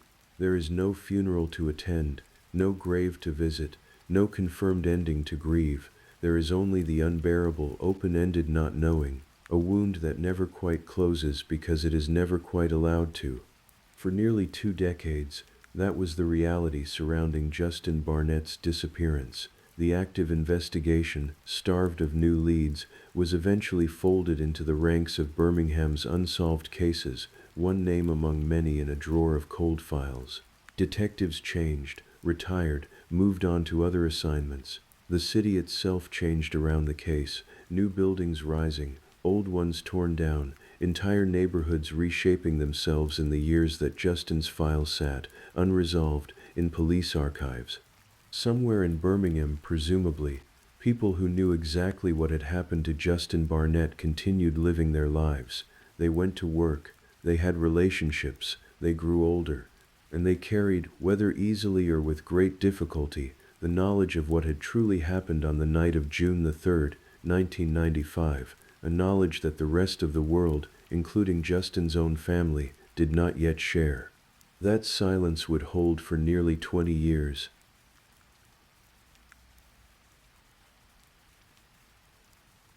In January of 2015, a man named Jonathan Abney walked into a Birmingham police station and asked to speak with detectives.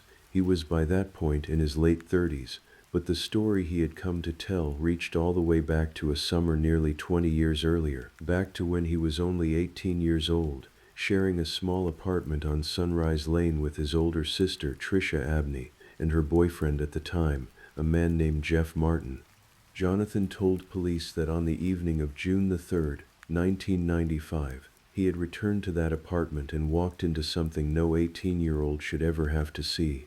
Inside the bathroom, he said, was the dismembered body of a man, the room itself transformed into the scene of something almost unspeakably violent. Jonathan did not know, at that moment, who the man was.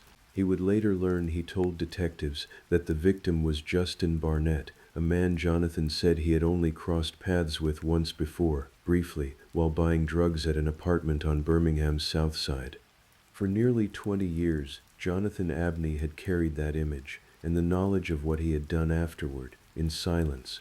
He told investigators he had gone to police in 2015 because the secret had simply become too heavy to keep carrying. It had followed him for 2 decades, he said, eating at him, refusing to let him go. He came forward, by his own account, because his conscience had finally demanded it. For Birmingham's cold case unit, Jonathan Abney's confession was the single most significant break the Justin Barnett case had ever received.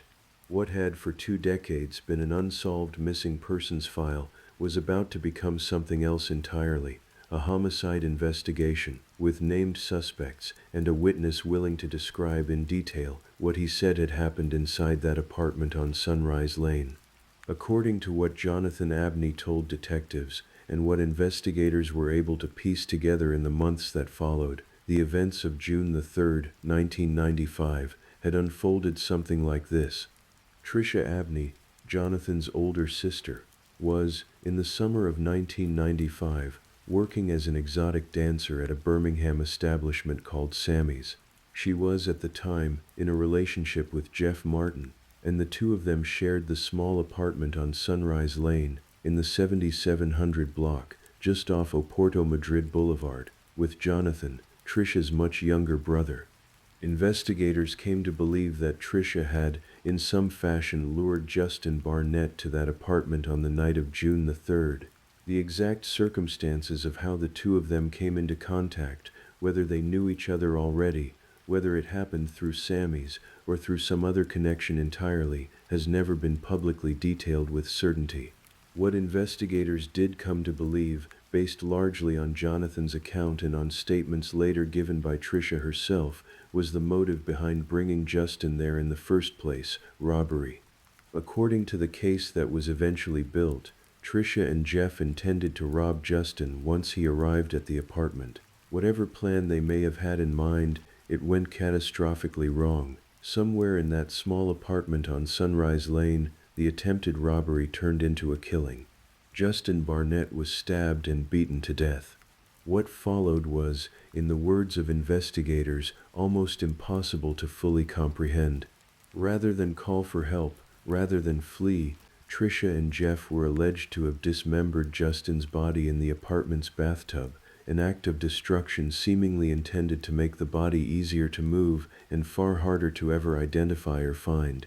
It was into this scene, according to his own account, that 18-year-old Jonathan Abney walked when he returned home that evening.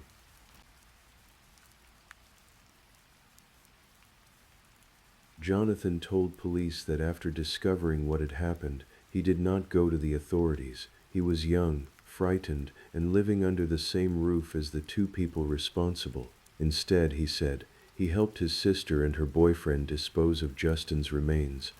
According to the account Jonathan later gave, the three of them loaded Justin's dismembered body into a vehicle and drove out of the city, toward a wooded area near Southside Claremont and 29th Street South, an area that eventually leads toward Bibb County, a largely rural stretch of land south and west of Birmingham.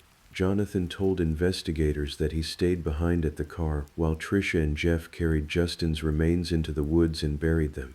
It is worth pausing here on something that runs through nearly every account of this case, from the earliest missing persons report all the way through the eventual trial. Justin Barnett's remains have never been found. Despite Jonathan's detailed account of the general area, despite searches conducted by police once the case was reopened, the wooded terrain south of Birmingham, uneven, overgrown, and reshaped by 20 years of weather and vegetation, never gave up what investigators went looking for. To this day, the exact location of Justin's remains is unknown. His family has never had a grave to visit.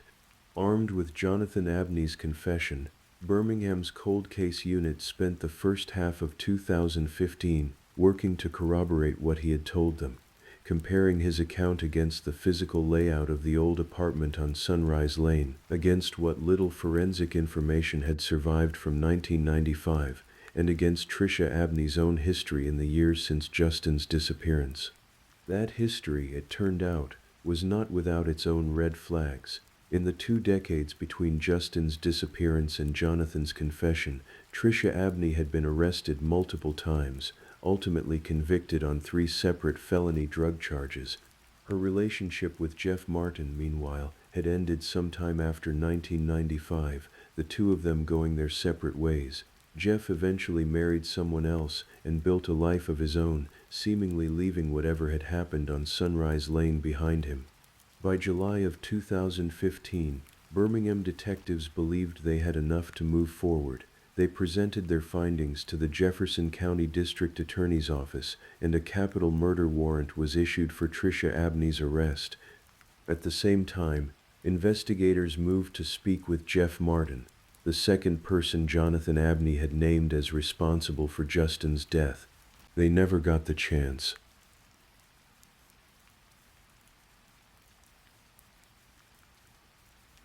On July the 22nd, 2015, the same day that Tricia Abney was taken into custody in Birmingham, Jeff Martin took his own life in Mobile, Alabama.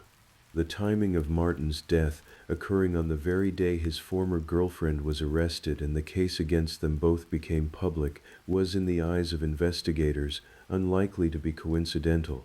Detective Jonathan Ross, who worked the case for Birmingham's cold case unit, later told reporters that police had attempted to interview Martin as the case was being finalized, and that his death came in the midst of that renewed police interest. Whatever Martin's precise reasons, his death meant that one of the two people Jonathan Abney identified as responsible for Justin Barnett's murder would never stand trial, never answer questions under oath, and would take whatever remained of his own account of that night with him. For investigators, Martin's suicide also meant that Tricia Abney would now bear the full weight of the prosecution alone. Tricia Abney was held without bond at the Jefferson County Jail. At a press conference not long after her arrest, Detective Ross laid out for reporters what investigators believed had happened, that Justin had been murdered inside a Birmingham apartment, his body then transported out to Bibb County, where his remains were believed to be buried. "We know the location," Ross told reporters. "We just can't find the correct spot at this present time." In her own statement to police, given after her arrest, Tricia Abney reportedly admitted that Justin Barnett had indeed been killed inside her apartment, and admitted to having played some role in his death. But she placed the greater share of the blame on Jeff Martin, the man who could no longer offer his own version of events.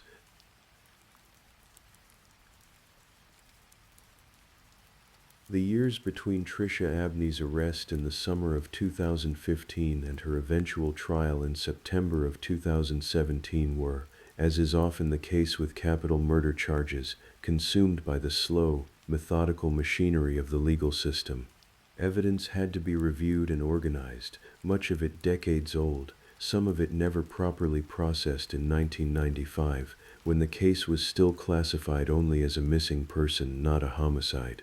Witnesses, including Jonathan Abney himself, had to be prepared to give formal testimony describing events that had happened when he was still a teenager, memories now colored by 20 years of guilt and distance.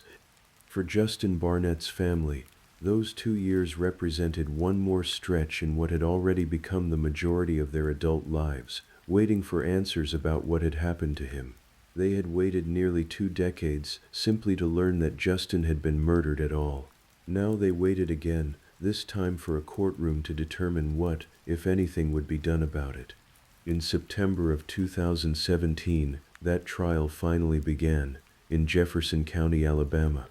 By the time Tricia Abney's trial opened, she was 42 years old, a very different person, at least in age, from the 20-year-old woman investigators believed had participated in Justin Barnett's murder more than 2 decades earlier.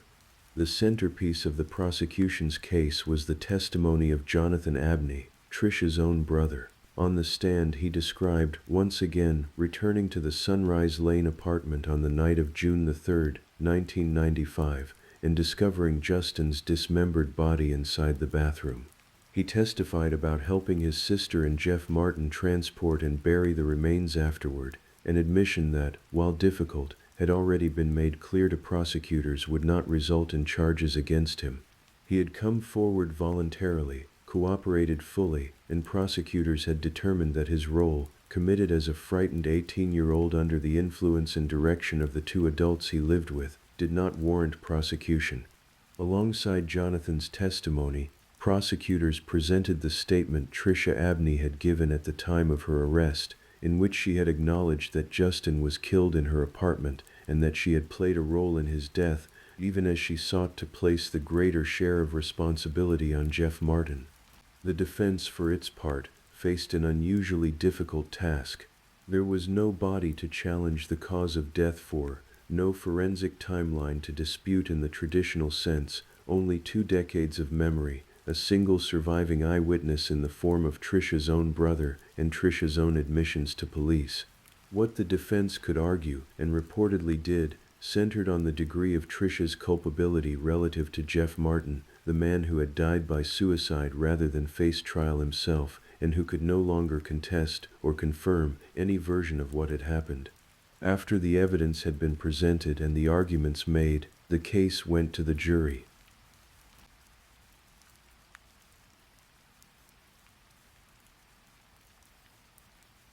The jury returned its verdict on a Friday in September of 2017.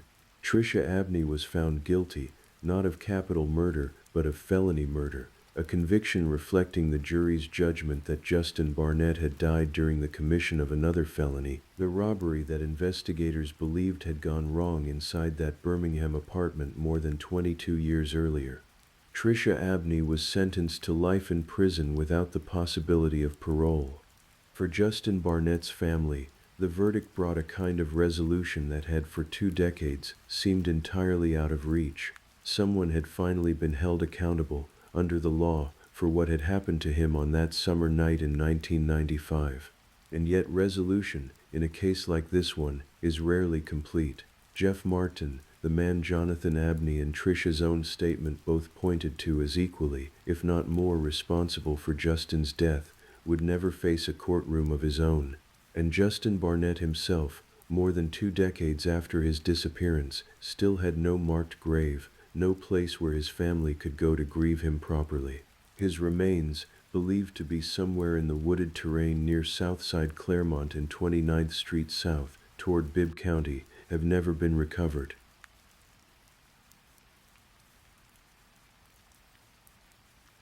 There is something particularly haunting about cases like Justin Barnett's, cases where the truth does eventually surface, where justice, in some form, is eventually served, and yet a piece of the story remains permanently unfinished.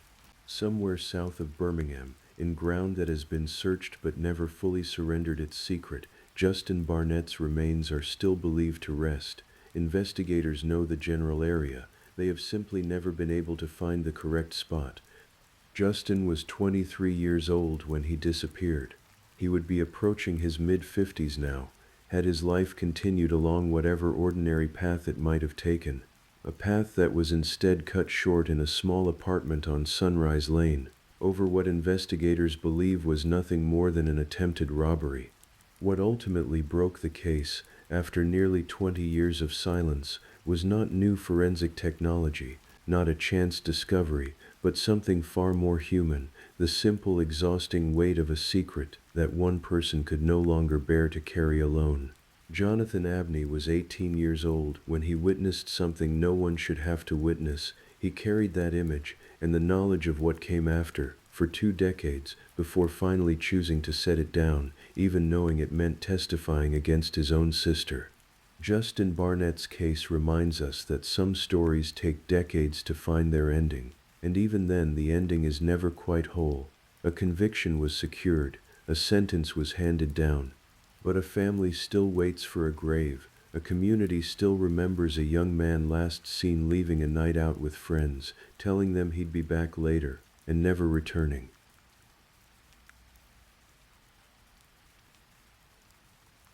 If you're still awake and listening, let's move on to our last story.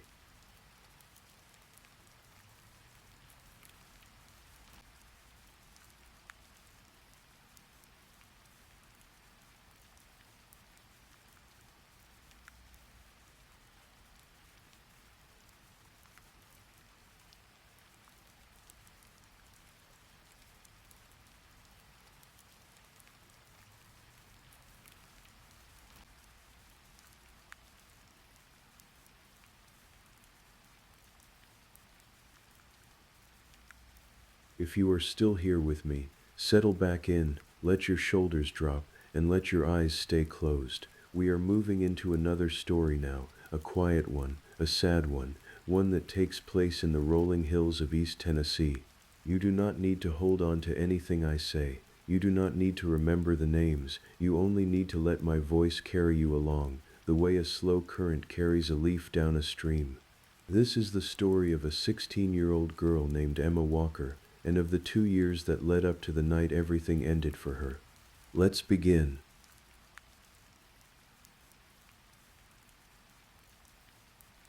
Emma Jane Walker grew up in Knoxville, Tennessee, in a quiet, tree-lined neighborhood called Sturchy Hills, raised by her parents Jill and Mark Walker, in a home that, by every account, was full of warmth.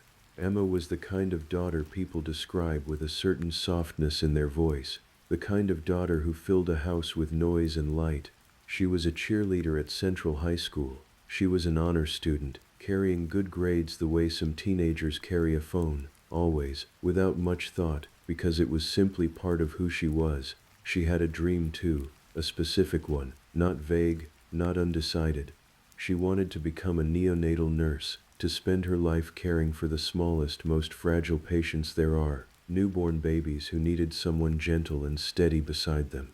Friends who knew her would later say this dream fit her perfectly, that she had exactly the kind of patience and warmth the job would have required. She was, in other words, a girl with a future already taking shape in her mind, a future full of tiny plans, nursing school, maybe a hospital close to home, a life built one small, deliberate choice at a time. And then, when Emma was still quite young, a freshman, she met a boy named William Riley Gall, who went by Riley. Riley was 2 years older than Emma, a wide receiver on the football team, popular in that easy, effortless way that athletes sometimes are in a small town, the kind of boy whose name people already knew before they had ever spoken to him. To the outside world, when Emma and Riley became a couple, it looked like the most ordinary thing imaginable. Two attractive, well-known students, dating, laughing in hallways, sitting together at lunch. It looked, as one person who later wrote about the case put it, like a classic high school romance.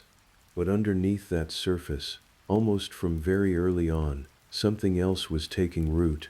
Friends and family began to notice a pattern in Riley's behavior, a pattern that crept in slowly, the way water seeps into wood before you ever see the rot. He became possessive. He became emotionally intense in a way that unsettled the people who loved Emma.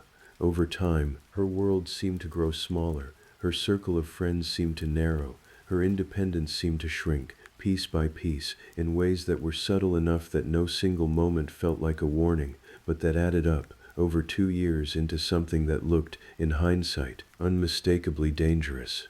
The relationship was, in the words used later by prosecutors, toxic. It was volatile. It had a rhythm to it that people close to the couple came to recognize, a rhythm of breaking up and getting back together, over and over, 2 years of it, on and off, on and off.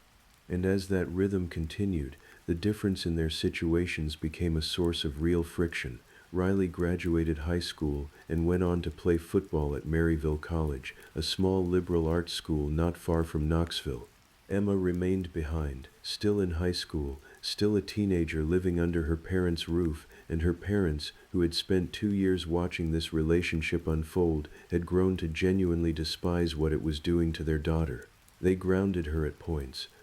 They forbade the relationship outright. They urged her, again and again, to end things with Riley for good. And the relationship, somewhere along the way, had also become sexual, which only complicated things further, tightening the emotional hold between two people who, in so many other ways, were pulling further and further apart.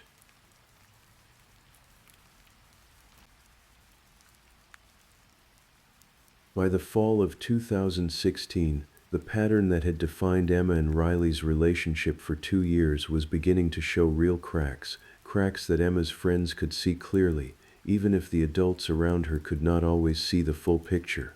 One friend, a fellow student at Central High School, would later testify that Emma's relationship with Riley had grown unsteady, and she described a specific frightening moment, one that took place a couple of weeks after one of their many breakups.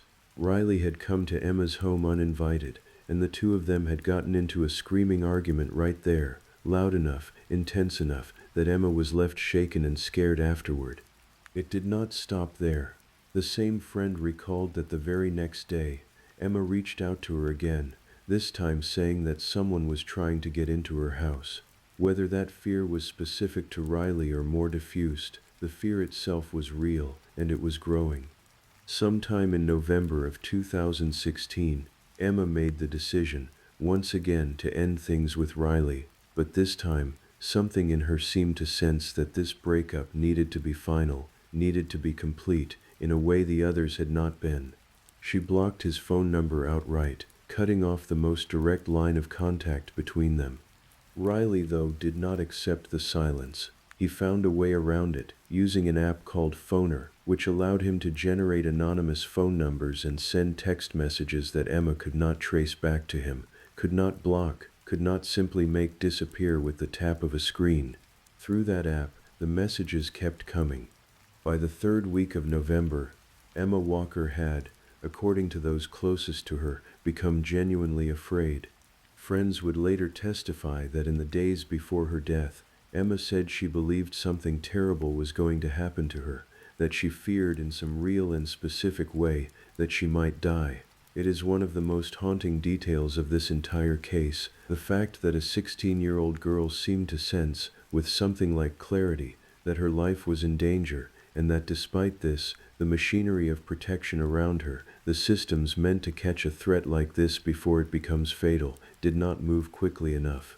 Now let me bring you to the night itself, the night of November 21st, 2016. That evening, Riley Gall had been in Knoxville, spending time in the city rather than back at his college dorm in Maryville. At some point he told people he needed to head back to campus to do homework, a small, ordinary excuse, the kind of thing anyone might say on any given Monday night. But instead of settling into schoolwork, Riley picked up a friend's phone and began reaching out to Emma again and again and again. It became, in the words used at his trial, a barrage. More than 60 separate attempts at communication, phone calls and text messages, arrived that night, aimed at breaking through Emma's resistance, at forcing some kind of response, some kind of contact. One of the phone calls stretched on for 14 minutes. The text messages carried a tone of pleading, "Please just talk to me," over and over, a young man trying to wear down a young woman who had made her decision and was trying, as best she could, to hold to it. This barrage of contact finally ended, abruptly, at around 6 minutes past midnight.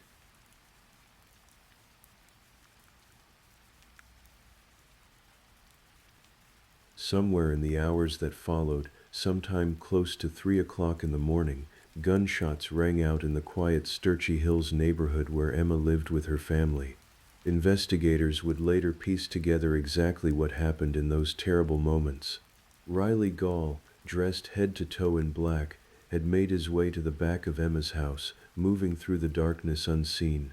In his possession was a 9mm Glock handgun, one that, investigators would soon discover, had been stolen from his own grandfather's vehicle, taken without anyone yet realizing it was gone.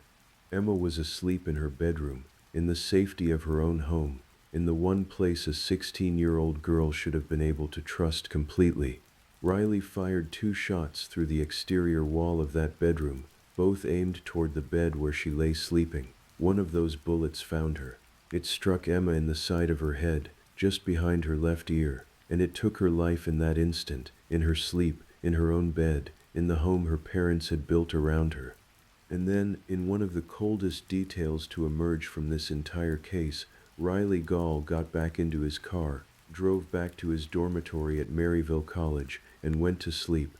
His roommate, a young man named Walker Stanley, would later testify that when Riley returned that night, he simply said he had been out, nothing more. No urgency, no distress, nothing to suggest that only a short time earlier he had ended the life of the girl he had spent 2 years loving and controlling in equal measure. He did not return to the room until around 4:45 in the morning, and even then there was nothing outwardly alarming about his demeanor. The next morning, it was Emma's mother, Jill Walker, who made the discovery every parent fears above all others. She went to check on her daughter and found her unresponsive in her bed. In the confusion and shock of those first moments, it was not immediately clear what had happened. It took time, and the careful work of investigators, before the truth came into focus, that this had not been a natural tragedy, that Emma had died from a gunshot wound. Once that fact became clear, once it was understood that someone had fired into that bedroom from outside the house, the direction of suspicion turned almost immediately toward Riley Gall. Emma's family did not need much convincing. They had lived alongside this relationship for 2 years. They had watched its volatility firsthand. They had tried to intervene, and now, faced with the unthinkable, their minds went immediately to the boy who had refused to let their daughter go.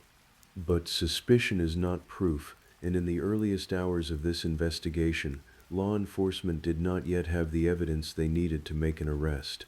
What they had instead was a young man whose own friends were about to become the key that unlocked the entire case.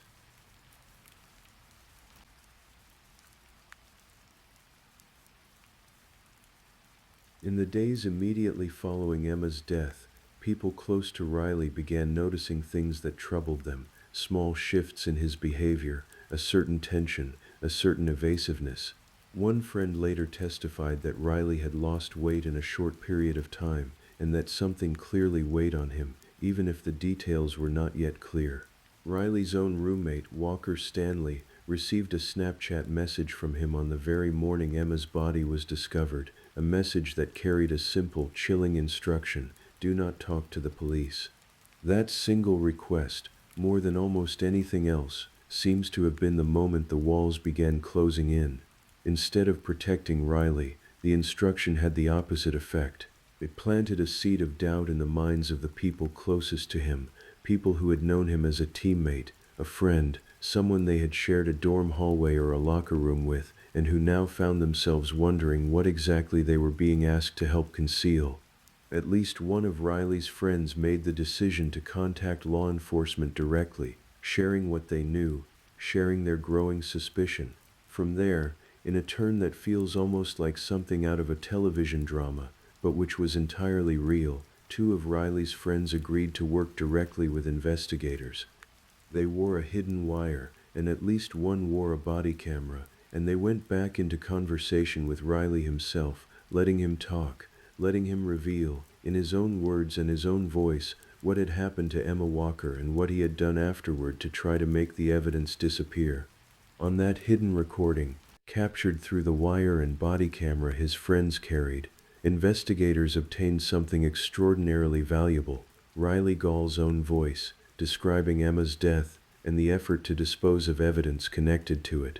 In one portion of that recording, he could be heard on a phone call with his own mother, telling her that he did not know who had taken his grandfather's gun, and insisting, again and again, that he had not killed Walker. The denial, played back against everything else investigators now had in hand, only made the recording more damning. A young man performing innocence for his mother while the truth sat recorded on tape beside him. Those same two friends did something else that would prove critical to the case. They helped authorities locate and recover the actual murder weapon, the 9mm Glock that had gone missing from Riley's grandfather's vehicle. Investigators had also learned that Riley had asked a college friend, at some point, how a person might go about removing fingerprints from a gun, a question that on its own might mean very little, but that, layered onto everything else emerging in those days, took on a much darker significance. Within 48 hours of Emma Walker's death, William Riley Gall was taken into custody and arrested in connection with her murder.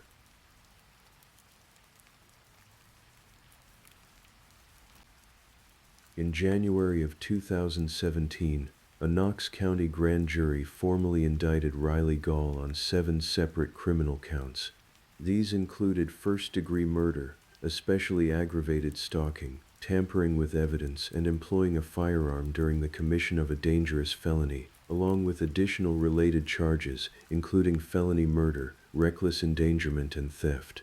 The theft charge stemmed from the taking of his grandfather's handgun, valued at an amount that placed it within a specific legal threshold, between $500 and $1,000. The trial itself began in the spring of 2018, on the 30th day of April, in Knox County Criminal Court, presided over by Judge Bobby R. McGee.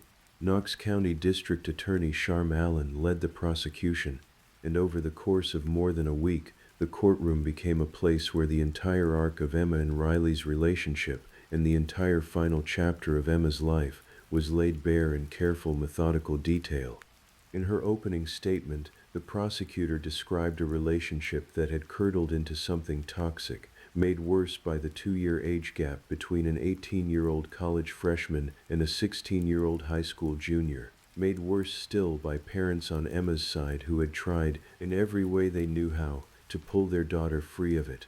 Allen described Riley as growing desperate in the days before the murder, wearing Emma out with contact she no longer wanted, and detailed for the jury the 60-plus attempts at communication on the final night, the borrowed phone, the anonymous number, the pleading messages. Over the following days, jurors heard from a wide range of witnesses. Emma's family members took the stand, offering testimony about who she was and what her final weeks had looked like from the inside of their home.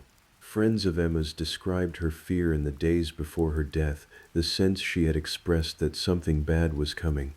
Other witnesses recounted the incident when Riley had come to her house, and the two had argued so loudly that Emma was left shaken. The forensic case against Riley Gall was built with the same patience the investigation itself had required. A Tennessee Bureau of Investigation forensic scientist named Kendall Stoner took the stand and walked the jury through the physical evidence that had been collected and tested: a blood standard taken from Emma Walker herself, a 9mm Glock handgun, a pair of shoes and a pair of gloves recovered from the Hyundai Tucson that Riley had been driving at the time of his arrest, black sweatpants, a black sweatshirt, and cheek swabs taken from a number of different individuals connected to the case.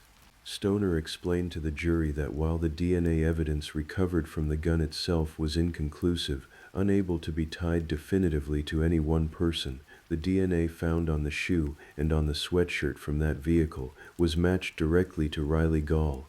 Investigators also walked the jury through more than 80 photographs taken from the crime scene, images of Emma's bedroom, images of the exterior of the home showing where the shots had entered, and images connected to the vehicle Riley had been arrested in.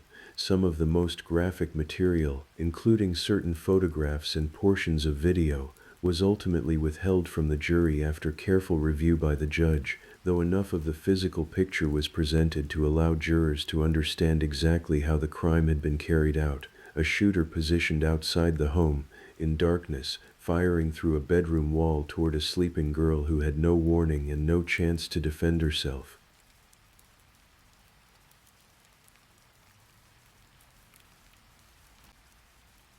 Perhaps the most devastating testimony, in a case built on many devastating pieces, came from Riley's own roommate, Walker Stanley, who described the ordinary, almost eerie calm of Riley's return to their dorm room in the earliest hours after Emma's death and the Snapchat message asking him not to speak to police.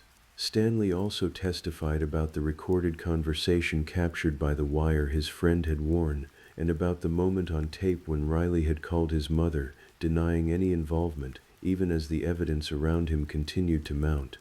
The defense, for its part, worked to challenge pieces of this narrative wherever it could, questioning the reliability of certain testimony, raising procedural objections about the handling of evidence and the introduction of certain crime scene photographs, and arguing, in various ways, that the case against Riley Gall rested too heavily on circumstantial pieces stitched together rather than on unshakable direct proof.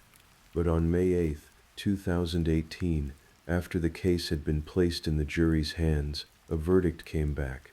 William Riley Gall was found guilty on all counts, including first-degree murder and felony murder. Witnesses in the courtroom that day described audible gasps rippling through the room as the jury foreman read the verdict aloud. Outside the courthouse, District Attorney Charm Allen told reporters that the day represented justice, finally, for Emma Walker, and for the family who had waited so long for it. Because Tennessee law carries a mandatory sentence for first-degree murder, Riley Gall was immediately sentenced to life in prison, with the possibility of parole only after serving 51 years. At the time of his sentencing, he was 19 years old, meaning that even with the possibility of parole built into his sentence, he faced the prospect of growing old, and older still, behind prison walls before any chance at release could even be considered. Before the sentencing, Emma's family shared victim impact statements in which they expressed their belief that Riley deserved the harshest possible punishment for what he had taken from them, describing how his actions on that November night had permanently altered the shape of their lives.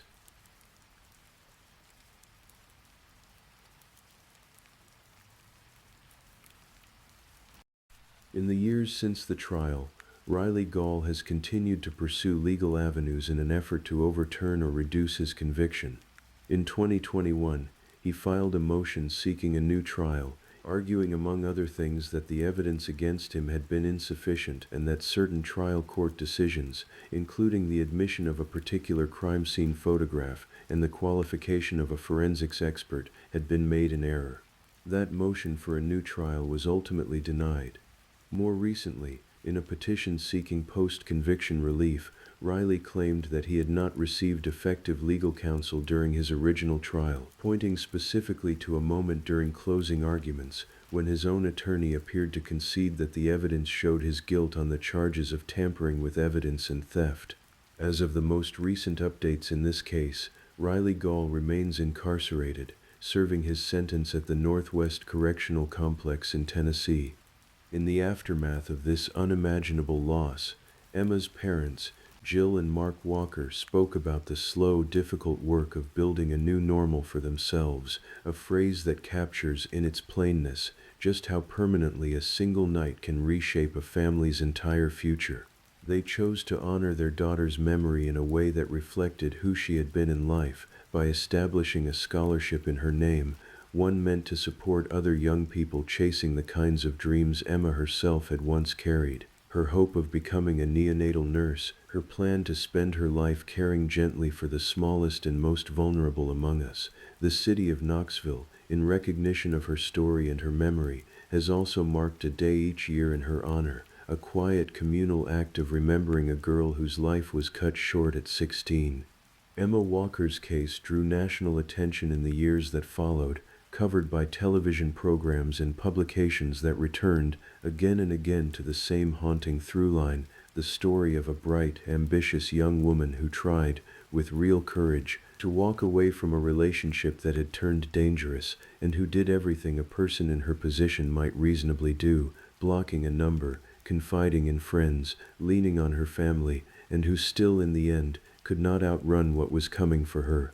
If there is anything gentle to hold on to as this story closes, let it be this: that Emma Walker is remembered not for the way her life ended, but for the person she was while she was living it, a cheerleader, an honor student, a daughter who filled a home with light, a girl who had already decided, at 16, that she wanted to spend her life caring for others. Her family carries her memory forward, in a scholarship, in a day set aside each year to say her name, in the quiet insistence that she not be forgotten. If you enjoyed tonight's story, consider subscribing so you don't miss the next one. And if you have a moment before you drift off, let me know in the comments where you're listening from tonight. I always love reading through them. As always, thank you for remembering, along with me, that every person in these stories was real and deserving of being remembered with care. Sleep well, and I'll see you next time. Good night.